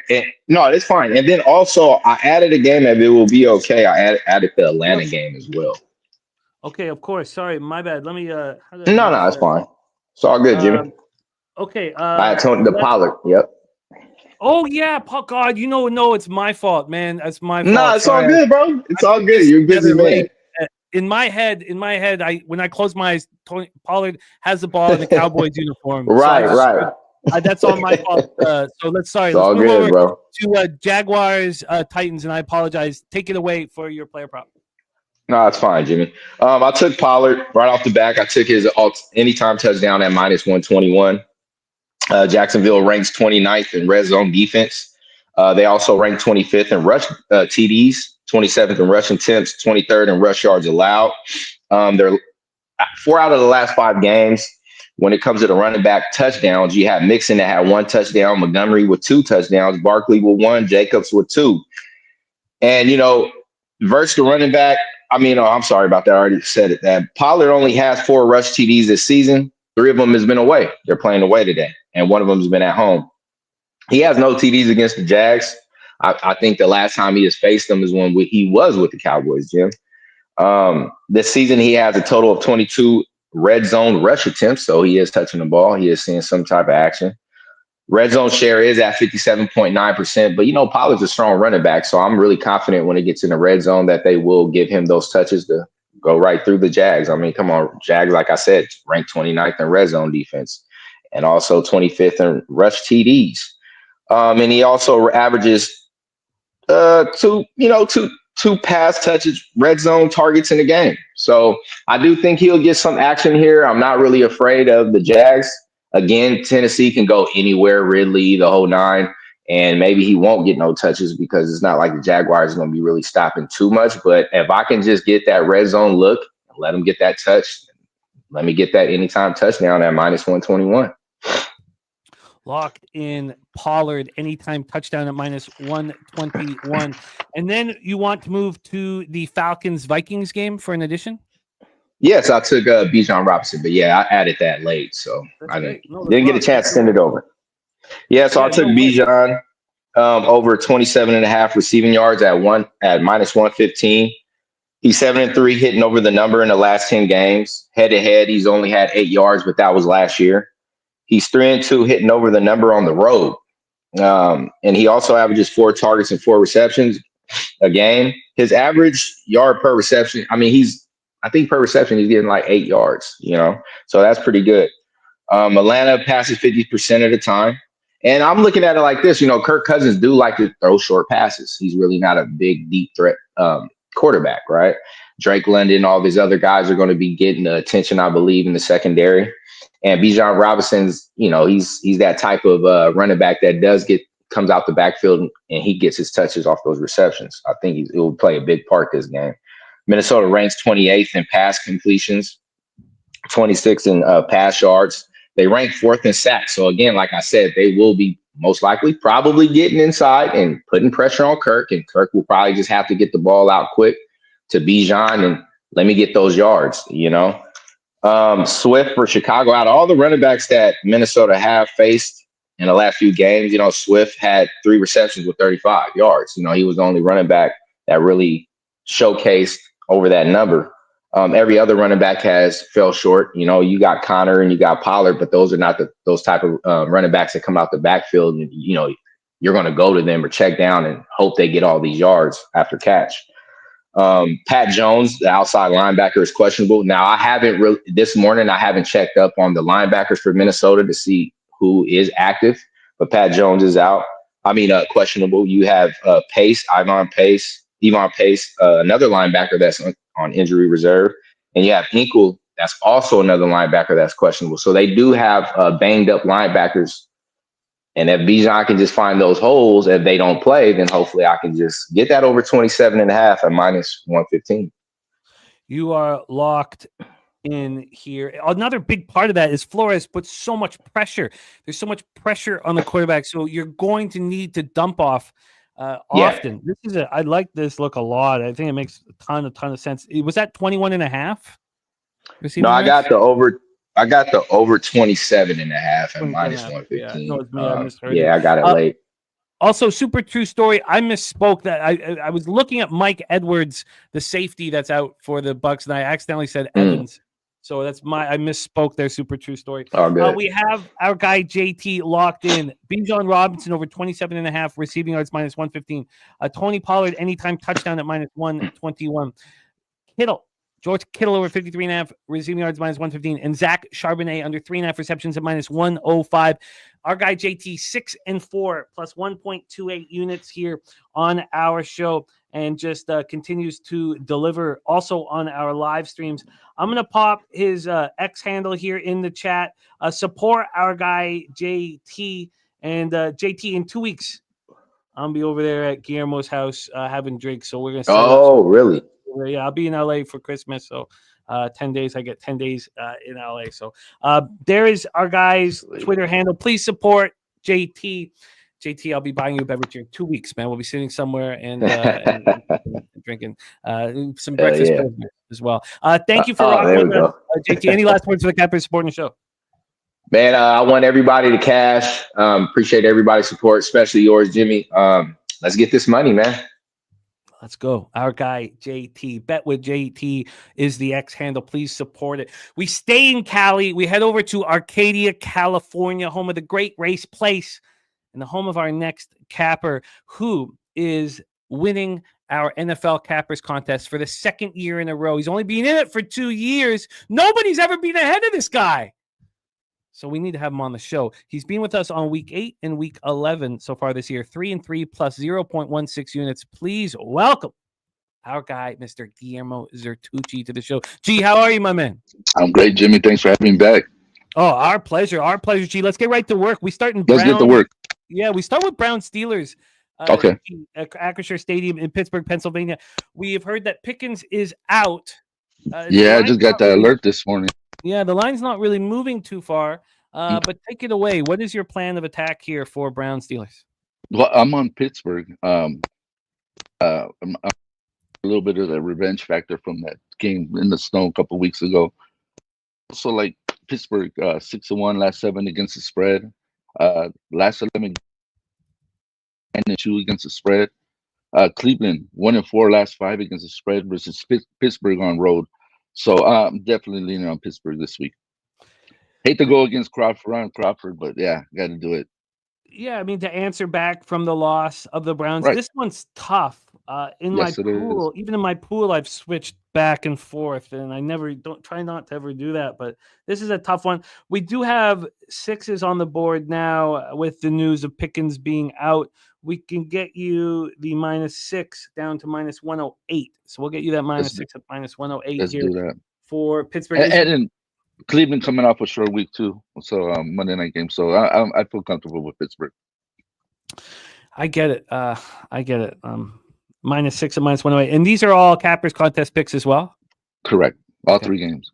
All right, let's move on to the next spot on the board for you. 1 p.m. Eastern with the New York Jets, Miami Dolphins, Hard Rock Stadium, Miami Gardens, Florida. No one's talked about this game yet. 75 Fahrenheit, partly cloudy, 10-mile-per-hour winds. We have Breece Hall out for the Jets. C.J. Mosley also, not only is he out, but he's going to be put on IR and shut down. He's been trying to get back on the field with the neck issues, but they're just going to shut him down. He's one of the guys who's been trying to get on the field. The other players on the Jets been trying to get off the field. Sauce Gardner out with the hamstring injury. So a lot of issues here for them. But it looks like Elijah Vera Tucker will play here. For the Dolphins, we have a ton of players questionable. Teron Armstead probably being the most important of them, and he is with the knee injury. They're expecting all these questionable players to play. Omer says that Dolphins should smash here. Let's take a look at the line of history as we've not talked about this game yet. We have these Dolphins -6 and -105. They opened up at 6.5. Oh, sorry, -6. Was that -6.5 and -105? They opened up -6, -110. Then it dropped down to 6. It's back at 6.5. But we have had a few cents of movement towards the New York Jets, but nothing to be too concerned about. Earlier in the week, it felt like the Sharps were all over the Jets, but the Sharps have been all over the Jets all year. And what do they have to show for it? Broken families. This total up at 44.5. It's now at 45.5. We have a 1-point move towards the over. Let me just give you the cash flow here as we haven't spoken about this game yet. 73% of the tickets, 80% of the cash on the Dolphins, and on the total, 80% of tickets, 78% cash on the over. Gee, my man, this is an interesting one. Take it away. I'm on Miami this game. Miami's last 5 games. I mean, they had a tough game last week in Green Bay, of course, playing in the cold weather. But the last 5 games against the spread, they're 4-1. Jets are 1-4 straight up, and against the spread, their last 5 road games. Jets on the road, the last 59 games, 14-45 straight up on the road. Miami 6-2 against the spread. The last 8 against the AFC East. I think it just sets up for Miami. I think Miami is in a good spot right here. So give me Miami. What is it, -6, 6.5? 6.5, -105. I'll see if I can find a 6 for you here, Okay. but we're looking at that hook right now. I almost bet that, and I didn't, but I still bet the Miami double result. It was a bet that Mel was pushing me to pull the trigger on, and I did bet it. Right now, we can give you a 6 at -115 or a Let's 6.5 do it. -105. Let's do it. I just think the Jets I think they mailed it in for the season. So you're comfortable with 6.5? no, let's go with the 6. Okay, I -6. say with 6, but yeah. All right, -6 and -115 here for G. Final spot on the board for Guillermo is this one, Seattle Seahawks, Arizona Cardinals. There's been a lot of love from our group on the Arizona Cardinals, except for Birdie, who's on the other side here. Take it away. We've already set this one up, G. Can't wait to hear your thoughts. I'm on Arizona. They laid a goose egg, 2 weeks ago up in Seattle, scored 6 points. Come back last week, they played Minnesota, where they dominated the whole game, just about blew it towards the end of the fourth quarter. I just think it's a big division game. The division is up for grabs, and this would be a good spot for them to, lock it down. Well, at least get a handle on it. Last 3 games, Arizona's hold their opponents the combined 30 points, which is 10 points average a game. And I think they're a great team, man. They started out the season playing teams like Buffalo, Detroit, Frisco, Green Bay, Chargers, Washington, and they're getting towards the second half of the season where it's getting a little easier. I think they played Carolina. I just saw it earlier. Playing teams like Frisco, who's a bunch of injuries. So I like Arizona this week. I think they're going to step up and take control of that division and see what happens. I'm right with you, and the market has moved as well in our direction. So you have a choice to make. It's important. Do you want the Cardinals? Oh wow, it's actually moved a little bit back. Wow, God, so we've just had buyback on the Seahawks just now, so we can get you that -2.5, -115. I'm surprised. Wow, let's do it. 2.5. Huh. Okay, -2.5. And I also leaned the under in this game. I know Birdie was on the over, and I was happy to see Razor was on the under as well, right? Yeah, he's leaning toward. I don't think. Oh yes, no. This is the. No, Sorry, let me go back to Razor's quickly here. Razor is. Was it Arizona again? Yes, under 44.5 -103. Yeah. So I feel I'm kind of leaning that way too. So yeah, let's get it. I'm on the under. The concern of Geno indoors is real. It's a real concern. I have a real concern with it, but I think I can kind of get over it. Joshua Joyce, we have a couple cappers here on the over of that one. Guillermo, my man, I'm going to pop your X handle here in the chat. Thank you so much for rocking with us. Continued success in the NFL Cappers Contest, a contest that you are now trying to win for the second year in a row, which is unheard of in these types of affairs. I'm going to paste that right there.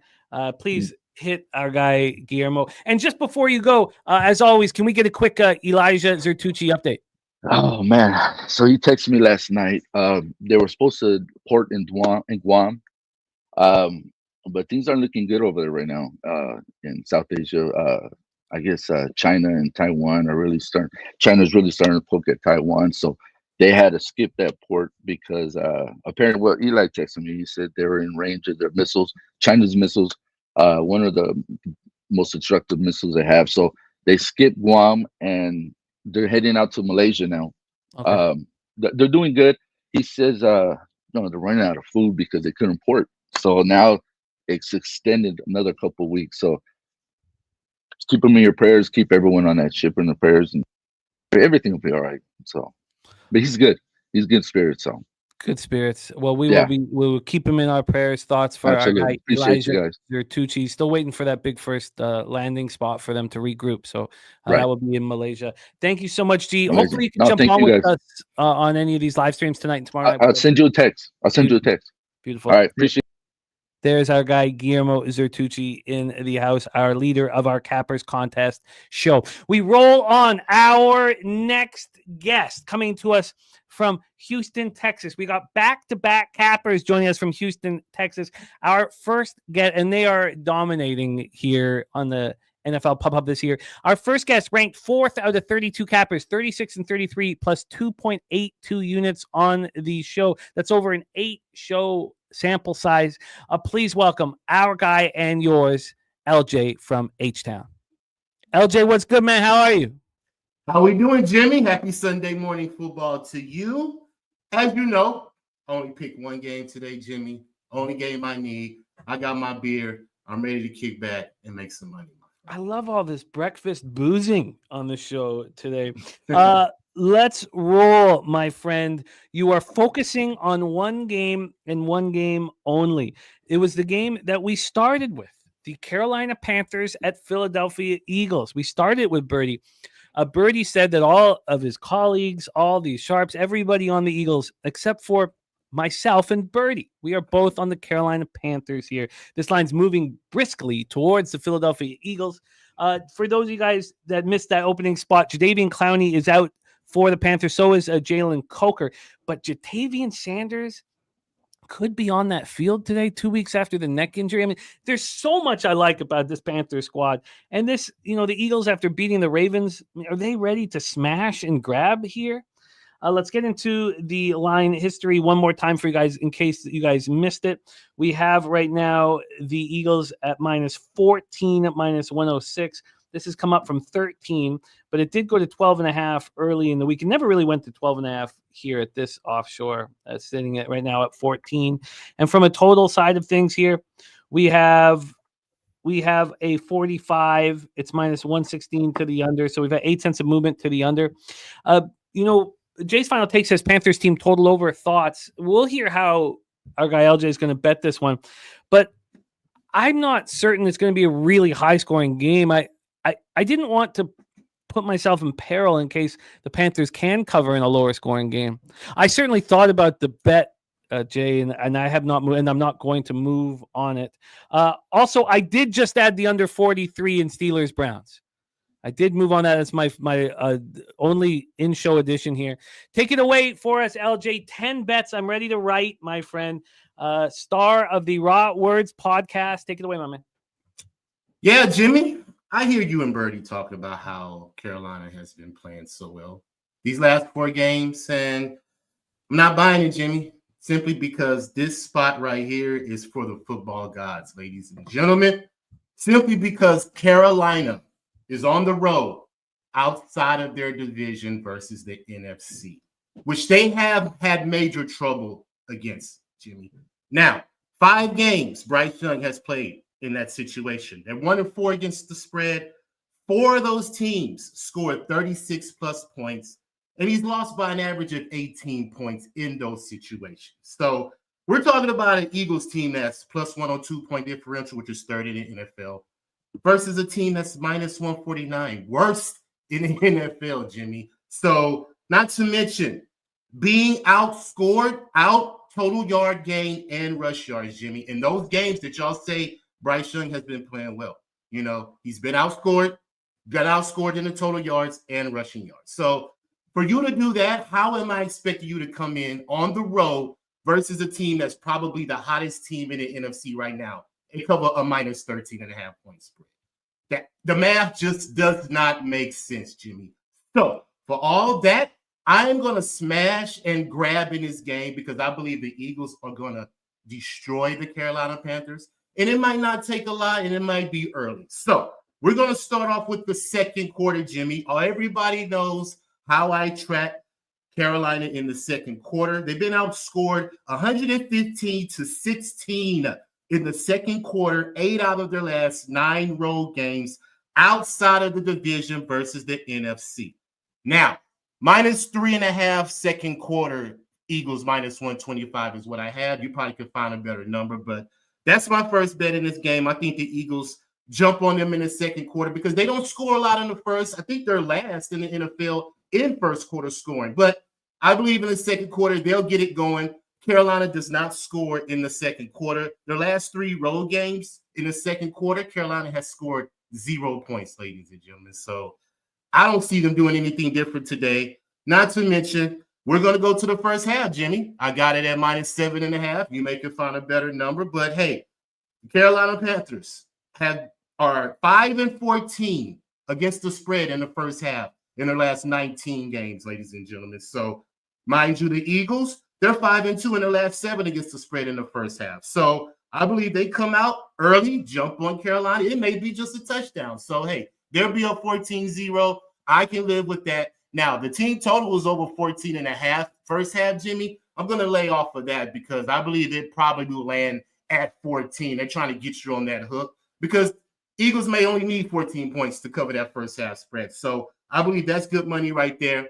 And, of course, Jimmy, we're going to go full game. Minus 14 is what I see right now. I don't really care what number you give me. I believe they're going to destroy the Carolina Panthers, like I said. They're probably going to put up 30 points, which I'm also going to take the team total over 28.5, simply because the Eagles have scored 28-plus points 5 out of their last 7 games. And like I just mentioned, Carolina's defense is just giving up too many points, too many yards, and the rushing attack, 191 rushing yards they have allowed in their last 4 games. And they've allowed 2,000 rushing yards already total on the season. So y'all already know where I'm going. Saquon Barkley, ladies and gentlemen. He is in the NB running right now, and this could be one of those games where he can completely dominate it and take over the MVP discussion, ladies and gentlemen. So the fact that Carolina is so vulnerable on the run game, and this is what the Eagles have been doing for the simple fact, last year, Jimmy, DeAndre Swift was in that backfield with the Eagles. He only rushed for 100 yards 1 time all season. Saquon Barkley has rushed for 100 yards 8 times already so far. So I believe he's going to act a fool today, Jimmy. So, hey, you can start your Twitter handle, your fingers right now. We're on Saquon Barkley, Jimmy, over 112 rushing yards. Got it at minus 122. He's had it 5 out of the 12 games so far, and I believe he's going to top that easily, which also I'm going to go to Saquon Barkley over 120 yards plus Philadelphia to win at a plus 106 because I believe Philadelphia wins the game, and I believe Saquon Barkley is going to have over 120 yards. He may get 150. He may get 200. I don't know, but let's just hold off. I'm going to stop at the 120. Now, I'm going to take his 2 touchdowns plus the win at plus 164 because I believe he's going to be heavily used in his game, and he could get a rushing touchdown and he could get a receiving touchdown. So we cash both of those right there. And you could put Saquon Barkley plus 110 rushing yards, Eagles team total over 29.5, because I believe they get the 30, and that is a plus 139 parlay. And simply fact, like I mentioned, I just think Barkley's going to be heavily used in this game. And I hooked up Hurts touchdown plus Barkley touchdown at a plus 100 parlay. 2 of the last 3 games, they both have scored in the same game. So I believe that continues today. And I might as well add the wide receiver in there because he's going to have to get some love too, right? A.J. Brown, ladies and gentlemen, touchdown plus the win at plus 110. Simply because if Jalen Hurts is going to score a touchdown in the passing game, I believe A.J. Brown is going to be right there to receive that touchdown, ladies and gentlemen. So those are my plays in this game, Jimmy. You can run them back down and see if we got them all because I am ready to eat in this game. I love it. I love it. So, but one issue was the team total over 28.5. I could only find that at minus 151. Do you have that? My 365's hanging to 30.5. No, So, I'll take the juice. I don't care. Okay. Take the juice. Okay, so let's get you that there. The Eagles team total over. It's available offshore 28.5 minus 151. Generally speaking, when they don't switch it means they don't want people to bet it. So it's a good sign from this book here that they're not flipping it. So we have Eagles second quarter minus 3.5 minus 125. Eagles first half minus 7.5 minus 112. Eagles minus 14 minus 106. Eagles team total over 28.5 minus 151. Barkley over 112 rush yards minus 122. Barkley over 120 and an Eagles win a plus 106. Barkley 2 touchdowns and the Eagles win a plus 264. Barkley over 110 yards. Eagles team total over 29 at plus 129. Hurts Barkley anytime touchdown parlay plus 100. AJ Brown anytime touchdown. Eagles win a plus 110. Yes, sir. You got it all, Jimmy. LJ, your co-host in the Raw Words podcast, our leader is up next here. We got to get to him. But tell us about the Raw Words podcast. I tweeted out your show from this weekend here. Let me just put the, but tell us, where can we find the Raw Words podcast and all things LJ from H-Town? Yeah, they can go over to YouTube. Type in LJ from Houston, comes right up. Raw Words podcast. Did a show this morning, did all my props on there. And me and Marley did a show on Fridays. Every Friday we cap the games in the NFL, mainly the ones we like. A lot of them we pass simply because don't have time talking about them. So, yeah, every Friday night, Raw Words podcast on YouTube. And, of course, on Sunday mornings, my prop show every single week. And, of course, you can find me on Twitter at LJ Sports Media. Put all my content, put all my tweets up. And, of course, shout out to the chat, everybody. Looking to make some money today. And let's sit back, guys, enjoy this NFL Sunday. And like I always say, let's keep cashing. There he is, our guy, LJ from H-Town in the house. We go right from LJ to our next guest, our leader, fresh off board sweepage. It's amazing. He's 20 plus shows with us, and that was his best single performance. He's Mr. Consistent. 5-0 plus 5.11 units last week brings him to 35-16 plus 17.87 units. Second last year, first this year. What a monster. We only have 12 minutes to kick off, so let's get him on right now. Please welcome star of the Brothers and Bets YouTube channel and also a co-star of the Raw Words podcast alongside our guy LJ. Please welcome Marley Betts to the show. Marley, what's good, man? How are you? What's good, Jimmy? H-Time. Free my bro. It is great to see you. We got to move quickly here because we want your info. We want to give the cappers in the chat time to bet it. So, again, our guy Marley, in his last 2 shows, he's 9-2 here. Good God. I mean, you're uncanny. I mean, I don't know. I got to come up with some new words for how consistent and what a monster you are, my friend. But let's get right to work. Browns Steelers. Yeah. We already set this one up. Acrisure Stadium. I don't know your action either, so I'm all ears. Take it away, Browns Steelers. All right. Real quick. I know we got to be quick, so I'm just go as fast as I can. Cool. I got these numbers for the Browns versus Steelers divisional game. Always going to be tight, but however, when the Steelers are at home, 31-3 straight up. 23-11 ATS, 24 points per game, with their average and only giving up 18. Snow game last week, right? We still got to 43. So I'm on the over here. I figure we're definitely going to get over 43.5 points, if we can get 43 in the snow. In particular that Jameis Winston, he is what he is, but we're going to talk about the Browns defense here in their last 4 games, including that 19 points they gave up against the Steelers a couple weeks ago. Other than that, they've given up 41, 35, and 27 points in their last 4 games. So this Browns defense, one of the worst defenses in the league, they're terrible. They're giving up 24 points a game. Steelers surprisingly top 10 offense and points scored per game at that 24. So I think we'll get enough points. In particular with the Steelers, the defense they play a lot of cover one. Jameis is particularly good at when he faces that defense. So I think they'll put up some points. I think we'll get over the 43.5. So that's where I landed at in this game, over 43.5. I do like the Steelers first half. Haven't bet it, but I do like it. It's been dropping fast with the Pickens out information. Do you have any? It's now 42.5. Do you have any uncomfort with Pickens on? Because I moved on the under. I can under. These are very offensive teams coming off extremely offensive football games. What they combined 80 points the last 2 weeks, or 75 points. And I'm going against it. Had you been on earlier, maybe I wouldn't have. But I bet it about 20 minutes ago. Over 42.5. Any concern with Pickens being out? Obviously he's the number one target for Russell Wilson. He makes spectacular catches, but not really. I like Mike Williams to step up here, and a lot of Russell Wilson passes, he just jump balls. I think that's one thing Mike Williams is good at, is that big, tall, athletic guy. So I'm still comfortable. I'm really banking on the Browns defense just being this bad versus I'm counting on the Steelers offense necessarily to go out there and try to run it up. I just think they'll have success. This Brown defense is terrible. They're 1-4 in the last 4 games. Like I said, they gave up 41, 35, and 27 points respectively in their last 4 games. They're not going to slow this defense down. I don't think so.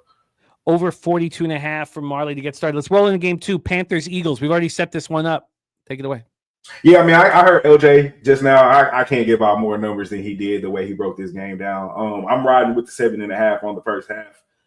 Here though, my main thing with this game is this: I don't bet Jimmy. The Panthers can't stop the run, nor can they run the ball. Those are just a recipe for disaster. And they're playing one of the best teams in the conference, probably in the NFL.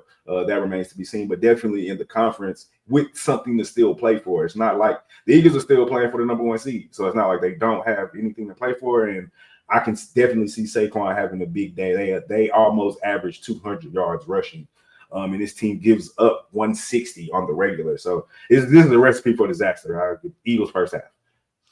-7.5, -110 on the Eagles first half. Next up for you, Falcons Vikings, US Bank Stadium. We've set this one up too, so take it away.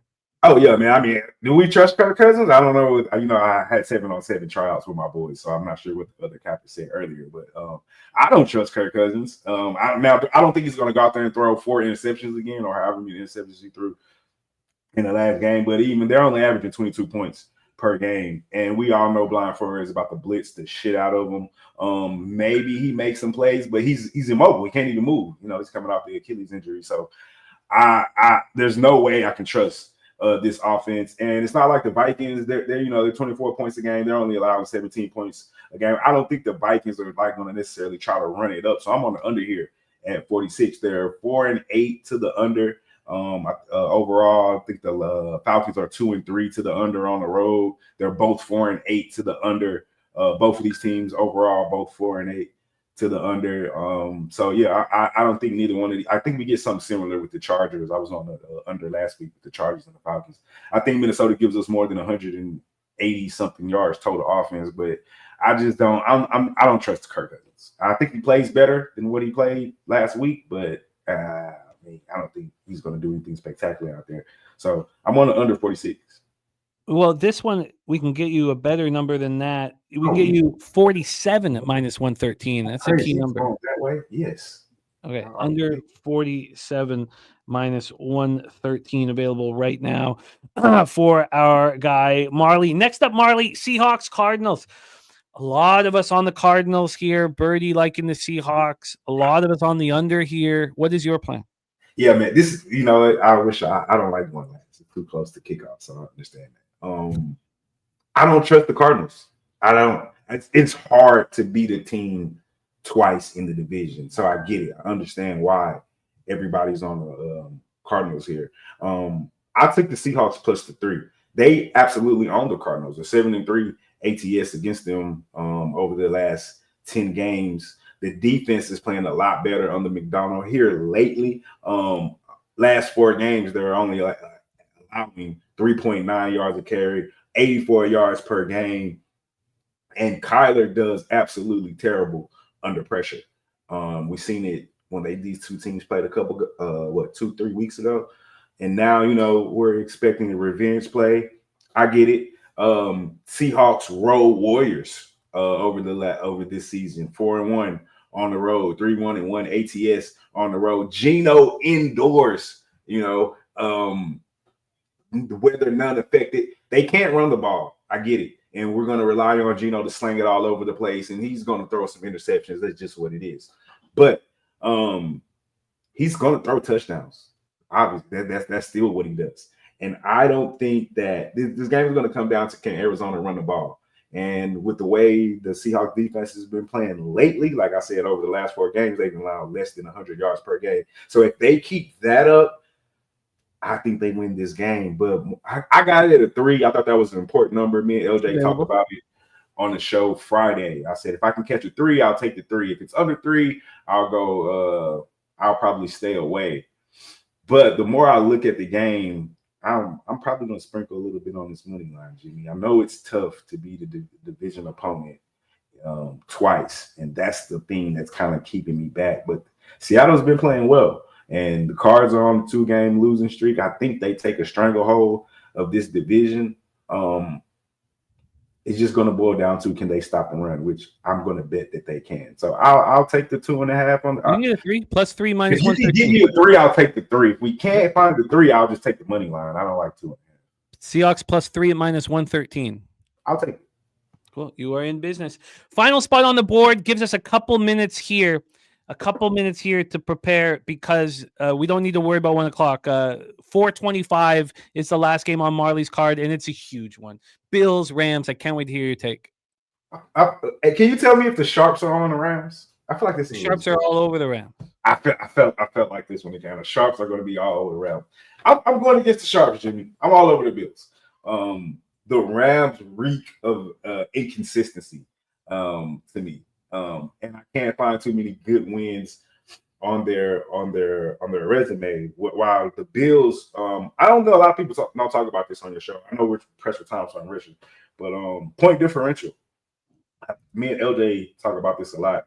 It's hard for me to take teams with negative that give up more points than they score. Rams only averaging 21 points per game, giving up 25 points a game. Meanwhile, the Bills are averaging damn near 30 at 29 points a game and giving up 19 points a game. That's a 10-point differential. And they just reek of consistency.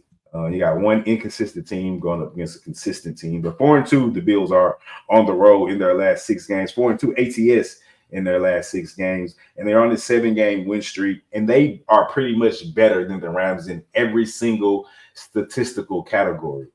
And the Rams are just mediocre at best to me. They're 3-3 ATS, 3-3 on the road, 3-3 at home. Mediocrity is not going to win many ball games. Meanwhile, the Bills have everything to play for this late in the season. They're only 1 game behind the Chiefs, and they own the tiebreaker. So they must keep winning. It's not like they don't have anything to play for. And I was talking to Coach earlier. He told me the ticket sales, it's like 50-something% Bills. Bills Mafia is traveling on the road. So I don't know if this is necessarily just a road game. So we got the Bills in great weather. I like McVay. I like his offense. I like Stafford, but the inconsistency just is not enough. It just reeks up to me, and I there's no way I can bet them. I love everything about Josh Allen in the regular season. Playoffs, maybe a different story. Regular season, looking like the MVP. So I'm all over the Bills here, minus the 3.5. I actually don't think this will be that close of a game, honestly. The 3.5 is at plus 100 now for the Bills. The Oh, I 3 feel is like at minus 123. I feel like that's bait. Give me the 3.5 though. I want the plus money. All right, minus 3.5 at plus 100 for Marley. Star of the Brothers and Bets YouTube channel. Marley is absolutely spectacular again this year. First out of 32 cappers here on the show, 35 and 16 plus 17.87 units. The first message I send each week. I don't even look at the. Actually, I do. I do the records first, just because I want to know what the hell's happened before I vote. But I send the message to Marley here first. Marley on the over 42.5 Browns Steelers. He's on the Eagles first half minus 7.5. He's on the under 47 in Falcons Vikings. He's on Seahawks plus 3 at minus 113. Bills minus 3.5 at plus 100. And he had tryouts, 7-on-7 tryouts for the Cobras today. The champions in the great state of Texas for Little League football, dominating the also the team of Jalen Petrie, who has become one of my favorite players. My man, thank you for rushing back here to make time for us. That means so much to all of us with your dominance. It's so important to have you on the show, giving out winners week after week after week after week. Thank you. Brothers and Bets, what's going on? Brothers and Bets YouTube channel. Where can we find you? I'm going to pop your X handle in the chat, but where can we find you, my man? Yeah, man, you find us on Wednesdays whenever I get coached to get his shit together. Find us on Wednesdays. We're going to do the bowl games coming up in college playoffs. And then Fridays, me and LJ on Raw Words, we kind of double stream each other's shit back and forth. So find me now. Oh, shout out Dylan Bell, man. We got another Cobra. He's at Georgia, the receiver, Dylan Bell. So we got another out there. Might be going pro soon. I absolutely love it. By the way, Dolphins up 7-0 already. We're a minute in. Dolphins up 7-0. Marley, you're the man. Thank you for rocking with us. Good luck to the boys this year, the tryouts. I hope that goes successfully, my friend. Thank you for making time for us. Big respect to Brothers and Bets and the Raw Words podcast. And thank you for making time for us, my man. Any last words for the Cappers Sporting Show? Let's beat Vegas. Oh, I love it. I love it. There he is. Okay, Robot Glock, please don't lie to us. It's God, that's just it's such a pet peeve when one of our colleagues lies to us. I'm not going to boot you immediately. Every single other person would be booted immediately. You remember, but don't look. You say something in the chat. I'm going to respect what you have to say. So don't fucking lie to us, man. It's such an asshole thing to do. Maybe that's who you are, but the star beside your name means I won't block you immediately and cut you from the channel. Don't fucking lie to us. All right, let's get in here. Yeah, I know, Mel. I roll with you on it. Let's review all action here on the show. We had Spenny Penny Bombs here jump into the chat and give his action. Thank you, Spenny. Here it is. Here, this is the first bit of action from Mr. Bombs. Here, do I have? Yeah, there. That's the. Oh, sorry. Here's the first bit of action here from. Oh, it's still not going. Okay, here.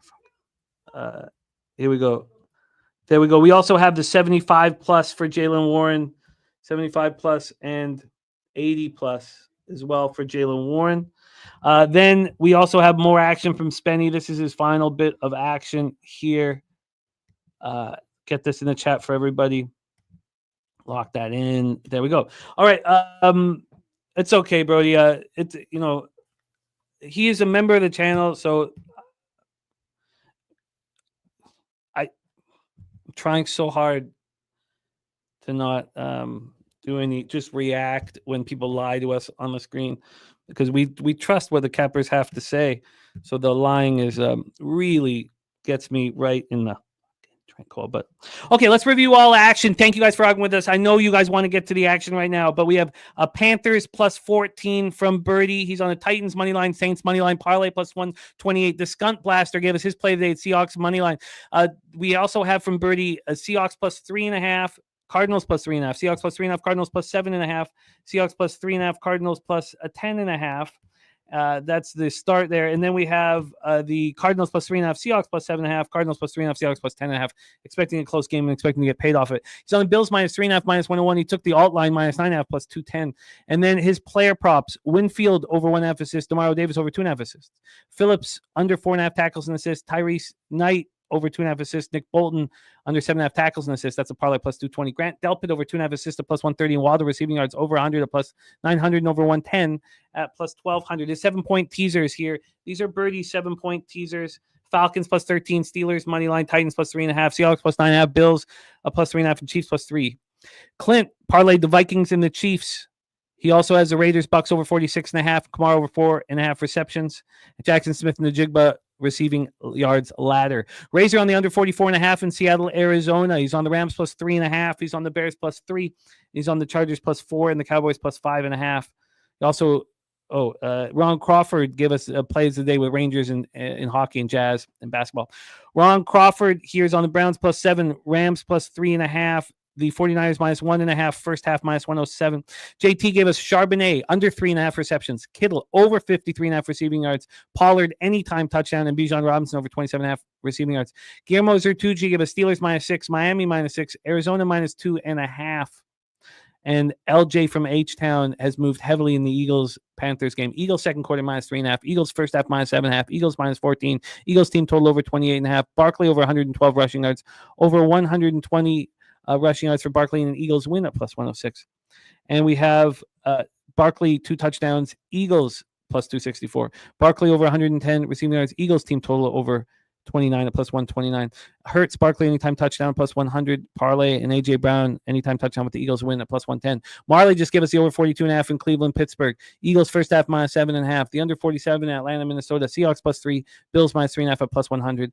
And that is our show for today. Thank you guys so much. Ole, Kelly McInnes, Abracat, Dadbra, Saturated, says Bear Down, Justin McKelvey, Mel, AOD, Kevin Campbell, just loked. I think that's the way it's supposed to be, right? Or just locked, I don't know. Sneak Peek Leaks, Spenny Penny Bombs, Brian Smith, thank you, Brody Holmes, Harold Williams, Gamble Stein, Omar Gaudette, Tacky JP, Joe Yurkovich, Jim Dewigger, thank you guys, Troy Torrance. All of you guys, thank you so much for your support. Moneyball, Step Back Jay, Donut Silks. Truly, thank you guys for supporting our show. It gives us the opportunity to do it. We wouldn't be able to if you guys didn't support it. So truly, truly, thank you. Now, let's go Jay today. Let's get that cash. We're running real nice, and I need to pay for my terrible NHL capping. Thank you guys. Thank you to Jose, our producer. Thank you for all your hard work and making the show look so good. Now let's go out there and get that cash from all of us here at Pub Sports Radio, from Jeff Slaughter and all of us. Thank you so much for your support. Now let's go. Leche en los bookmakers. Milk that shit.